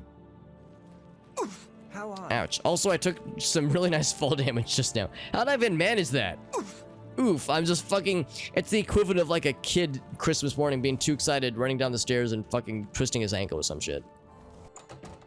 How do you even do that shit? You kidding me? Alright, so we got our marching orders. Let's go ahead and pursue this lad. I'll go to the Imperial Sewers. Bring it back to where it all began, baby. The outskirts of the Imperial Sewers. Can I go back in here? Can I go back into prison? I mean, I guess I could. Yeah, throwback to the beginning of the game, right?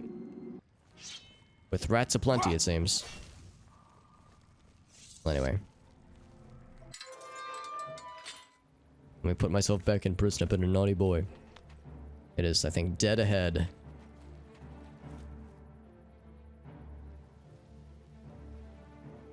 Do I hear battle music? Oh, never mind. That's just... Oh, no, it is battle music. Oh. It is you. My nemesis, once again. Okay, never mind. You're done. Actually, this might be a good time to try to find some slaughterfish for that other side quest. It might be kind of far out for that.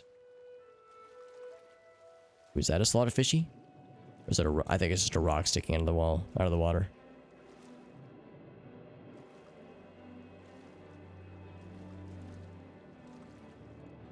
Is that battle music I hear? No, no, it's not. Darn it. Yeah, I fear that I've like specced out of being able to see slaughterfish. Like if I'm too high level for them or something, because they've just stopped spawning and it makes me sad because we have that one side quest where we need to get their scales.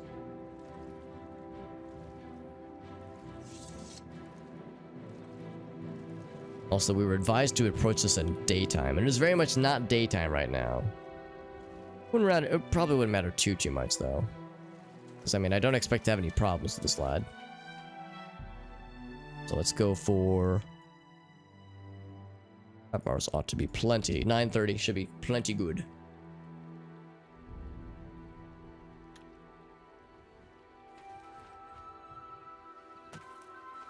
Memorial Cave. They were saying the area around here is dangerous, but I mean, it wasn't too bad. Just gotta swim a little bit.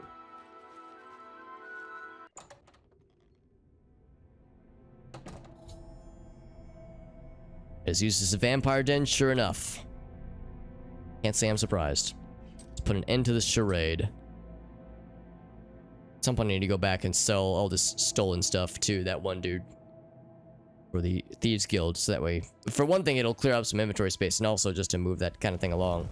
I've heard that the Thieves Guild stuff is pretty cool. It has some pretty cool, like, quest opportunities in there, so... It would very much be in our interest to get that going at some point. Even though our character is not particularly sneaky, we have some chameleon equipment, and we do have, you know, some lockpicking experience and some pickpocketing, but not much. And of course, zombified times are always good. 3 gold, don't mind if I do. As always, I'm not going to question where that 3 gold is being kept, since this corpse is not wearing any clothes. I'm not going to worry about the zombie gold, zombie pocket gold.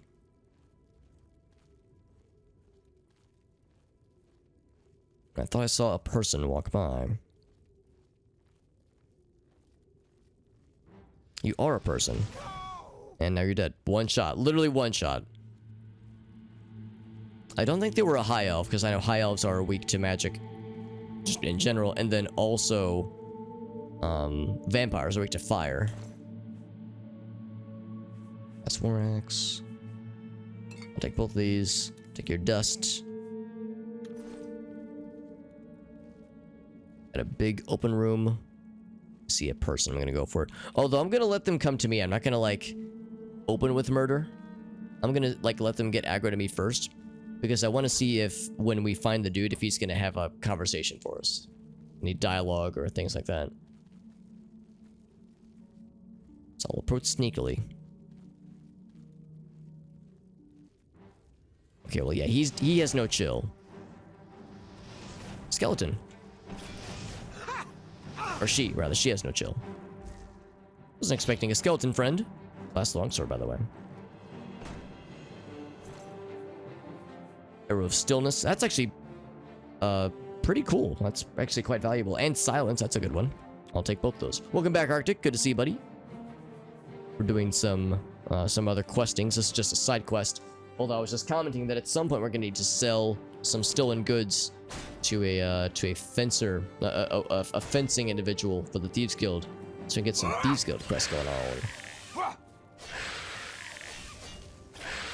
Smack, smack, smack, smack, smack, smack. Wait, don't I have a better turn undead now? Oh god, he's knocking the shit out of me. I do, and it actually works. I had to upgrade my turn undead because my original stuff stopped working. These guys are too spicy. Some more unboxing. Very nice. Very nice. And he said he recently packed up a whole bunch of stuff. Or, packed and then moved over a whole bunch of stuff to the new place.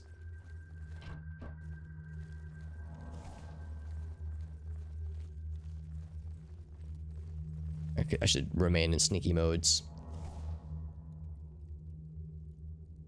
Some do with it. Yeah, exactly. I mean, that's the thing. I only recently learned the phrase, like, a one who fences, or I don't even know if fencer is the right word, but to fence something is to, like, sell stolen goods, or I guess, yeah, trade with stolen goods. Because obviously most merchants in this game do not partake, to my chagrin. I wish that they would. I still question how they can tell. How somebody can tell a thing is stolen versus non-stolen, you know, versus acquired organically. And I'm guessing there's the in-universe explanation is something merchants having some kind of magic seal that other merchants can just sense, and they dismiss it if it was a bandit, because they can just tell if it's a bandit or if it's a vampire or a marauder. Somehow they can just tell. I don't know. I feel like any amount of scrutiny, it just kind of falls apart a little bit. Yeah, fences goods. Oh, it's called it is called a fence, not a fencer. Okay, cool. Yeah, I knew about the verb to fence, but I wasn't sure about the noun or the what's the word? The occupation. Have a good night, CD. As always, I appreciate you, friend. Can't believe that counted as a sneak attack, by the way. But thank you, CD, for hanging out. It's always so nice. Fence, yeah, pokes with pointy things. Are you the dude? No, you're another person. I'm gonna be sneaky as long as possible, because like I said, I want to see if I can engage conversation with them, or if they're just gonna go immediately into murder mode. For instance, she just got. That was satisfying. Oh, I dropped my shield the wrong time. They gave me the vampire common cold. But once again, we have the spell. So no problemo. Bloop.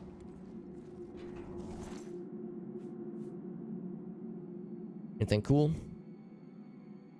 Just the dust.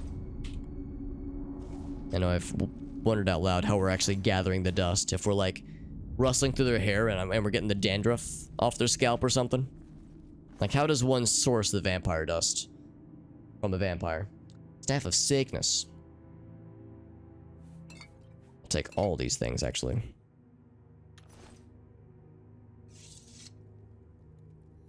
Dark Messiah. I've had a few other people, Arctic, mention Dark Messiah, and I think every time somebody mentions it to me, it becomes more and more tempting to play, and stream even.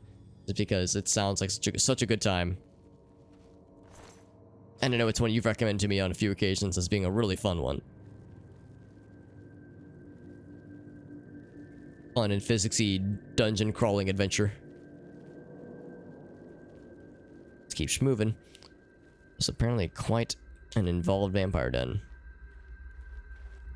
Lots of vampire-y fun times. And a coffin with some lockpicks. Perfect. So I can break them all over again. And some gold.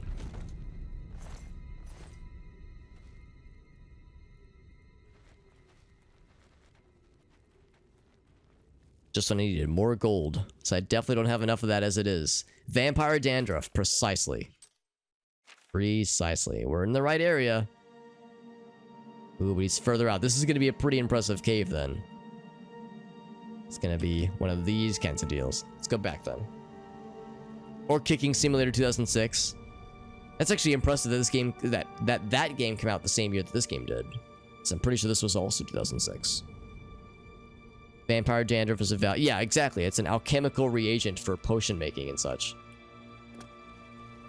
Probably, let's see. What would that do? What would vampire dandruff give you? I mean, well, yeah. I mean, I guess I've never actually looked to see what vampire dust does for alchemy and such.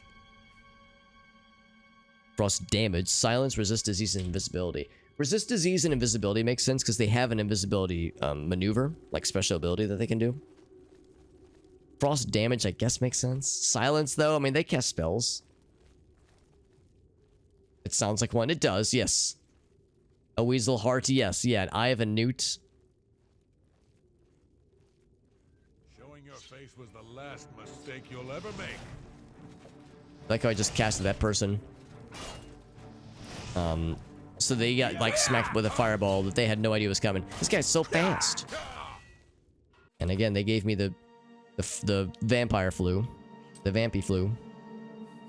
But as always, the resolution is quite easy. The vampire sniffles.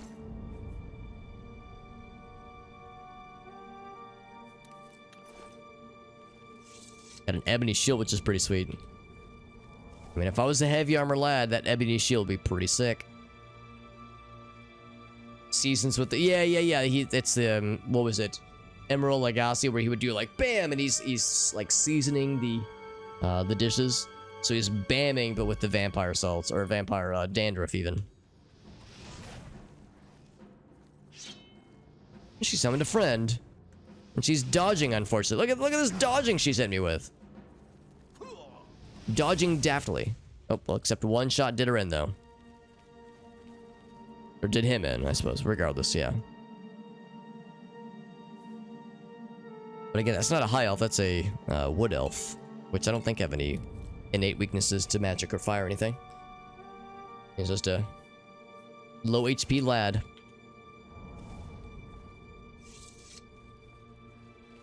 You're thinking I might have a bunch of cure disease opportunities, Arctic? You're probably not wrong. We've had like 2 or 3 already in this one stream.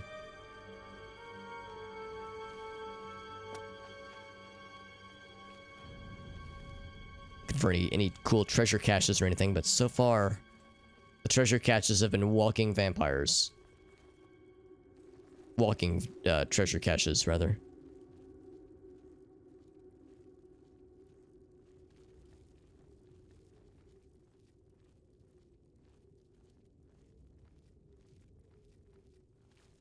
So to be clear, when this lad, this NPC that we've been talking to, who claimed to be a vampire hunter, but it turns out he himself was a vampire, he was saying, oh yeah, sometimes you go on these business trips, these business retreats, where I do field research. What actually is he doing? Like, obviously he goes to this vampire cave, but what does he do with his vampire homies? They're just like standing around and just, I guess, doing vampire, like vague vampire activities. Being like, wow, being a vampire is so cool, you guys. Like, they're not even, like, murdering anybody out here. They're just hanging out in their cave, just vibing. Unless they have some thralls in here, but so far we haven't seen any. That guy hit pretty hard, too. That elven warhammer. The idea of an elf using a warhammer is an interesting one. Usually when you think of elves, you think of elegant weapons and bows and arrows and magic, not a giant fucking hammer. Wood elves are cannibals. Well, I think that's like historically, yeah. I mean, obviously the civilized Bosmer probably don't, but yes, that's like a thing that wood elves were known for at one point. Yeah, it's like a traditional thing. So like, yeah, if you were to go to their homeland, then you might see that kind of thing, but I don't think you'd probably see that in the Imperial City.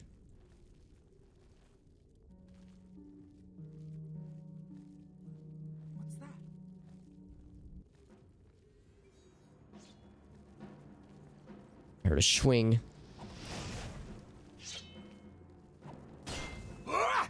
Like she just gave me... Oh no, she just hit me with the silence. And then she gave me the flu. And my luck has been damaged. Rude.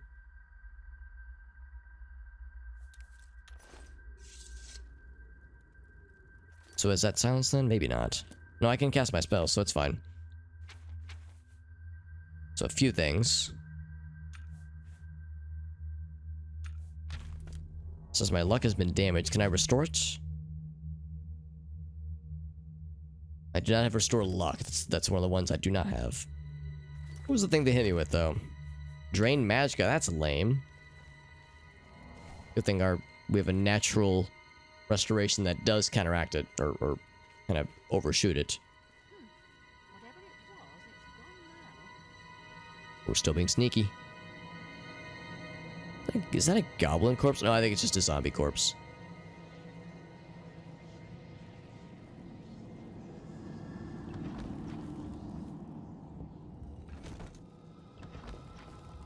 Nothing cool in these coffins, man. Disappointing. I'm guessing there's probably not much, like, thrill to a zombie corpse, because zombies wouldn't have, like, fresh blood, and I'm guessing vampires would need fresh blood. Unless draining a victim of its blood turns it into a zombie, but that wouldn't make sense. Or just straight up kill them. So I'm not sure I understand the reference, or the link between vampires and zombies and victims and such. Seems like they used to be unrelated. Maybe they just coexist with the zombies. Like, they don't fight each other, they just kind of vibe. That's the wrong spell. Ouch. Oh, they silenced my ass. Not my ass. It's my best asset. You can just keep yelling at me, lady. Ouch. She was waiting. I lit her on fire and she said, ah! Ouch. Bitch, please. No! Did she just hiss at me? Definition of zombies is pretty loose. I guess that's the thing. It's like, what would this game's, like, what's the lore and how zombies get created in this game? Because I would assume it'd have to be, like, their soul would have to be sapped or something. I would assume that drinking their blood wouldn't do it, but yeah, maybe. Maybe an undead. Yeah, maybe that's it. Maybe an undead thrall that's been sapped of all the juice. I just thought if you take a thrall, you know, a incapacitated human, and you take all the blood out, they would just die. But I guess that's the thing. Maybe there's like a magical component to this. You know, if there's like an implied supernatural element to it, and vampires are pretty supernatural. Maybe that's what's going on. Is that like, you extract their blood, they will die, but if you vampire extract the blood, then it's a different story.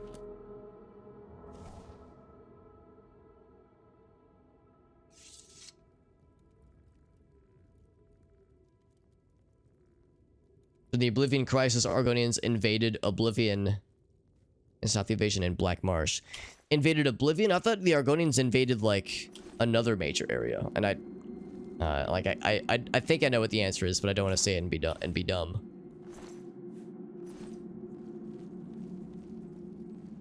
The word zombie was just more similar to a vampire. Maybe that's why we see vampires and zombies are kind of like adjacent to each other in games like this. Because I wouldn't think that they would be related per se, but that they would like cohabitate maybe. Zombie could have been. Oh yeah. So it's like. That's where I guess that's where there's some overlap then. Skeleton, some another skeleton. All the skeletal friends. So joyous. Actually, I think they resist fire because that's doing very little damage.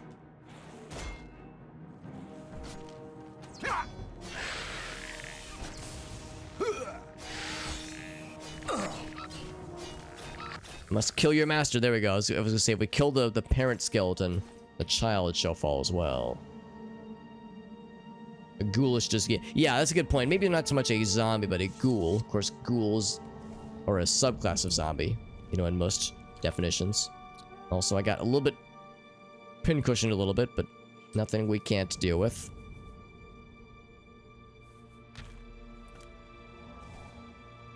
Actually, I wasn't even paying attention. I don't even know if I did get diseased, but I'll just cast to be safe.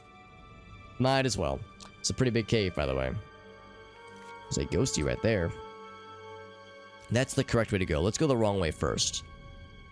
I'm usually a fan of that strat. Going into portals, slaughtering the Daedra. Oh, okay.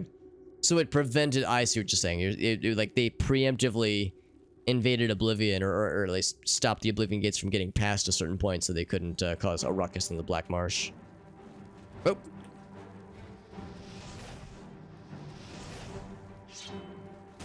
Bonk.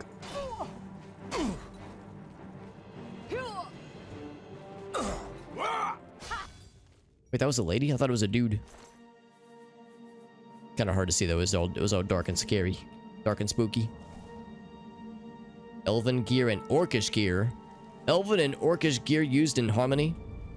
Seems like it would upset some people.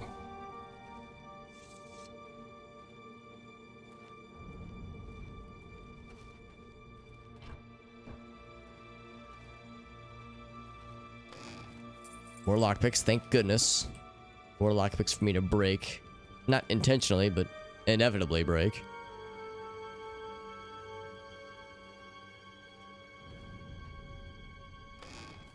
And sure enough, they were keeping peeps here. And look where it got them. Look how it worked out for them, right?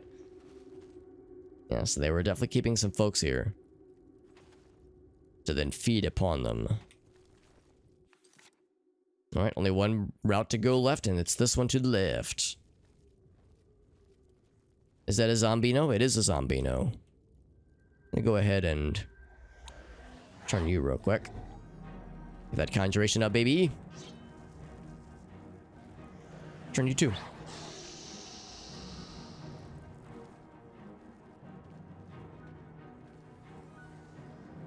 Surely we've gotten their attention here. I'm gonna go over this guy first, I suppose. Headless zombie, so he's the second tier of zombie that we've ever seen. Which means he's not the scariest. These guys used to be awful, but now they're not too bad. Ouch. Still annoying.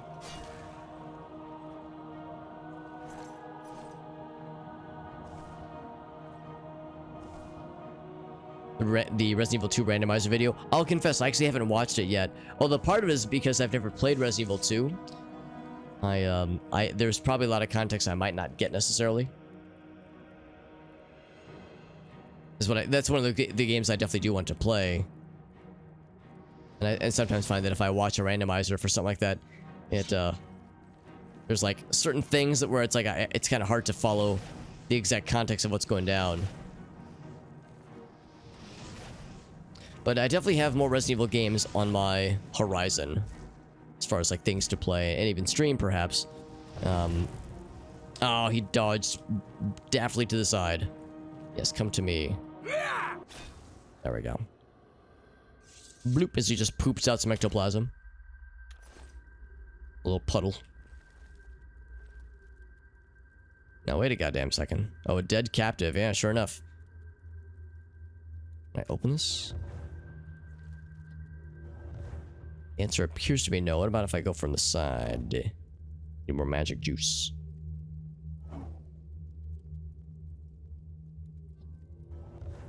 Damn. Alright, so we actually have to pick this one too. This is so beneath me. Picking an average lock? So lame. Damn it. And I'm still breaking that shit. There we go.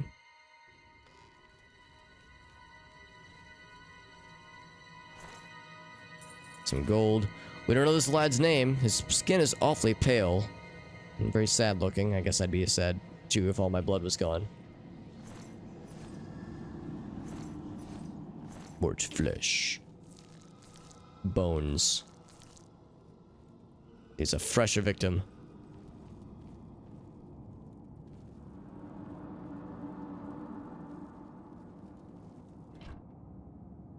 Defeated by the sticks. Yeah, I know. It's a bummer that like you can't like really target the door with spells in that case. We had that previously. Like there was a gate we were trying to unlock, and we had a spell for it, but the game implored us that we could only use lockpicks because you can't really target it with spells. It's kind of silly.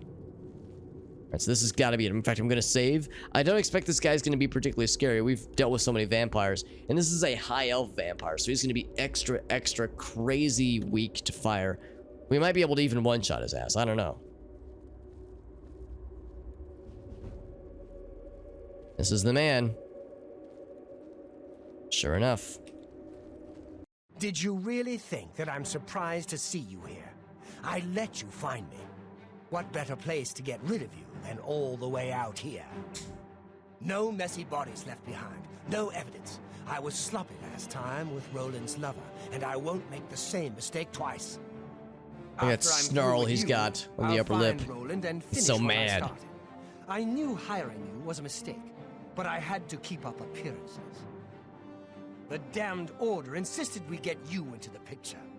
I think after I'm done with Roland, Gillen and Greythroat will have to be dealt with. Quite a list of things to do, wouldn't you say? Well, enough of my monologue. Time to feed.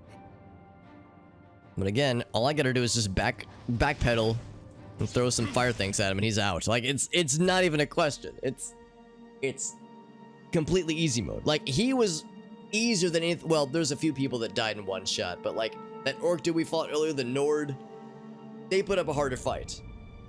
I think he tried to resist fire. He like cast a resist fire on himself, but can only do so much. Ebony's short sword, that's what we had earlier, but what we have is better. So he got. We have his house key, which, of course, I broke into his house and, like, rustled through his stuff already, so nothing new to be found there. Sneaking with the torch out? Yeah, exactly. I mean, I guess it's possible that sneaking with a torch out does indeed, like, actually negatively impact your sneaking ability. Although I'm not necessarily trying to be sneaky. Like, it's a nice bonus, but it's not something I'm going for necessarily. But yeah, there have been times where like I would have a torch out and I'm like walking towards somebody, and it takes them a shockingly long time for them to like see me if I'm in sneak mode. When in reality, line of sight should dictate that I'm a freaking beacon of light walking towards them. They should know exactly what's going on. Ooh, this one's a fancy one, and I can actually unlock that one with a spell. In a cave, yeah, exactly. Well, there's lots of evidence of shit going down, and I guess maybe he just means evidence that's relatively remote, but there's definitely evidence. Shit has definitely gone down here. Corpses stapled to walls, a literal pile of corpses, one of which is very fresh still, just one room over. It's definitely there, it's just, you know, you have to look for it a little bit. So the question then is, when we go back to the market district, or I guess it was in the temple district, and check with some of the folks there, see what the dudes think, and also see what his bodyguard thinks, because either he's a vampire or he was unknowingly abating a vampire. Maybe he'll be like, oh god, what have I done? I'm horrible. I'm sorry for, you know, for putting you through this. Or he's gonna attack us on sight, be like, no, you killed my homie. I'm so sad. And I'm kind of hoping it's the latter, because I would love that claymore that he's got. It would be real sick. The physics are goofy. They are a fun time.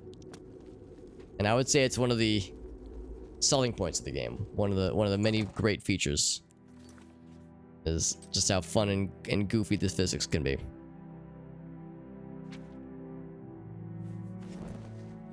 So like I said, we're gonna warp back now. Wait, is there something else on the quest marker? Oh, go back to Roland. Yeah, that's a good idea. Talk to him first. Of course, it is nighttime. Knock, knock.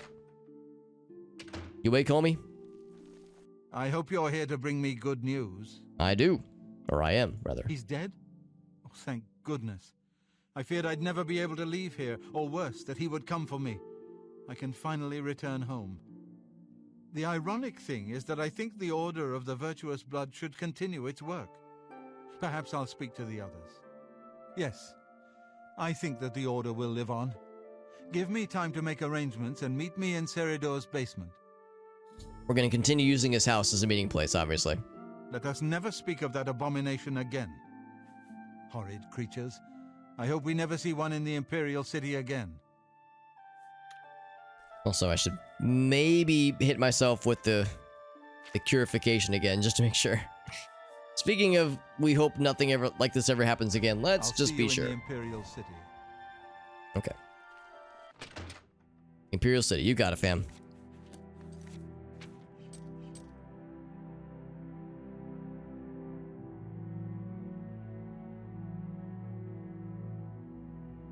Actually, hold on. What's the quest say? Okay, just meet him there for a reward. I'm kind of curious though. Yeah, so if I go there, it was in the Manor District, I think, or Temple District. That's what I'm trying to say.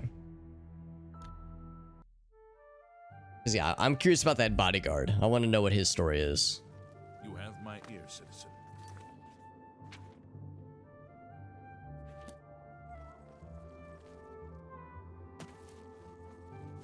So if he does attack us on sight, he's a dark elf, and he'll be less.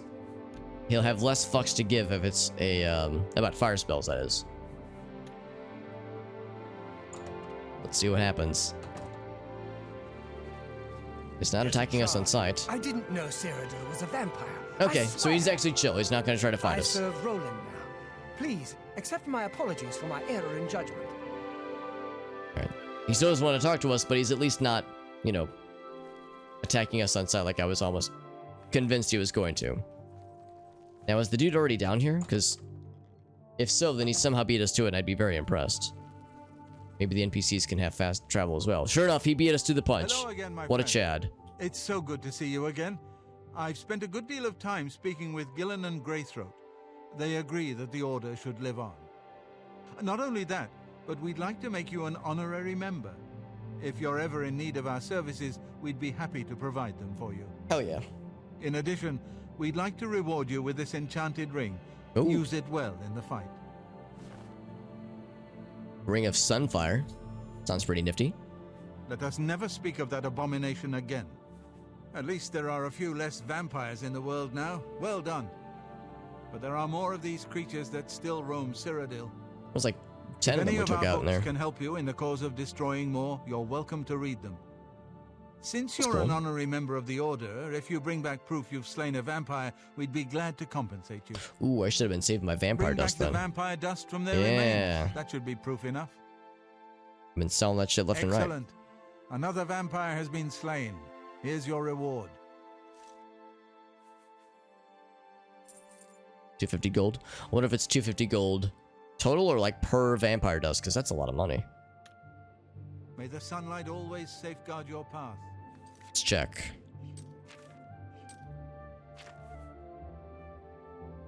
Oh, I got 10 of these things, man.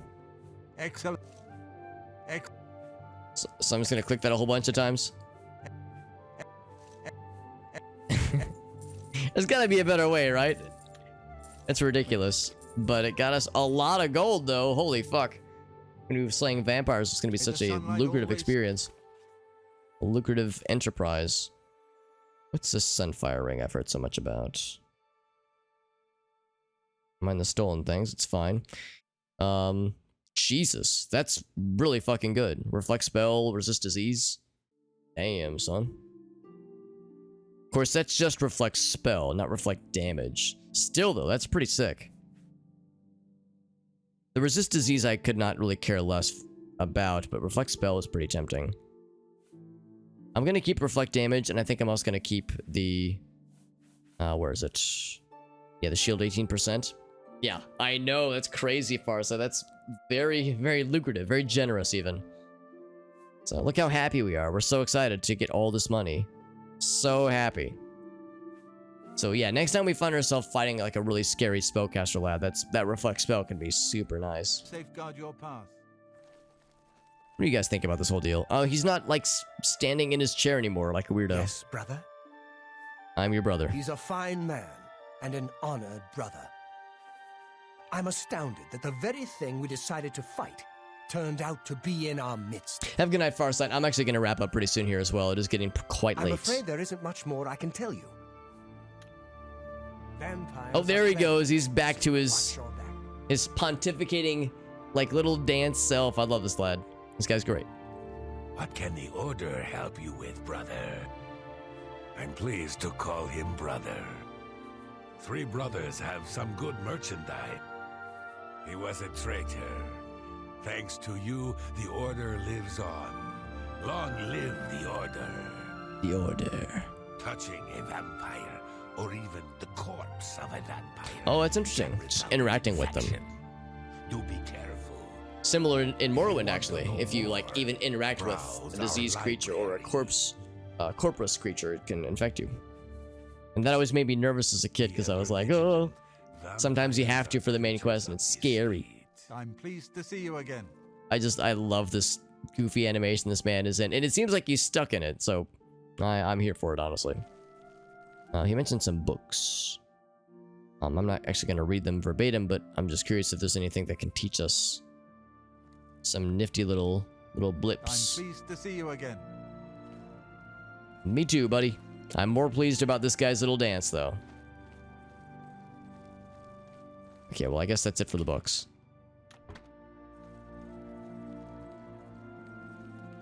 And sadly, we don't get to fight this one guy for his ebony gear and his cool-ass sword. But, I mean, that's okay.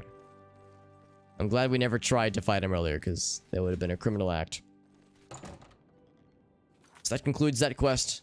We actually knocked out a number of quest things today, which was nice. And I'm glad that we've, yeah, kind of determined that we're going to focus more on the questings and less on the just, you know, random-ass cavern explorations. We might still do some of them from time to time, but yeah, this stuff will very much be the focus. And speaking of which, I think the focus next will be the main quest for the Dagon Shrine. That daggone shrine. We actually are not that far away from the Dark Brotherhood questline as well. And like I was saying, we still need to fence the objects to the lad that's in Bruma, I think. In fact, how's about that? Let's actually have that be like the thing that we'll target next. I think it is this one. No, not that one. This one. Here it is. Sell things to Ongar, and I think that guy's in Bruma. Although, actually, I wonder if I set it as my active quest, if that'll tell me that, actually. Bruma is... here it is. You know what? Let's go ahead and... Yeah, well, I guess I can't warp there from inside. Oh, I am outside. Perfect. Because, yeah, that would free up some space. Well, that'll be a nice thing to do next time.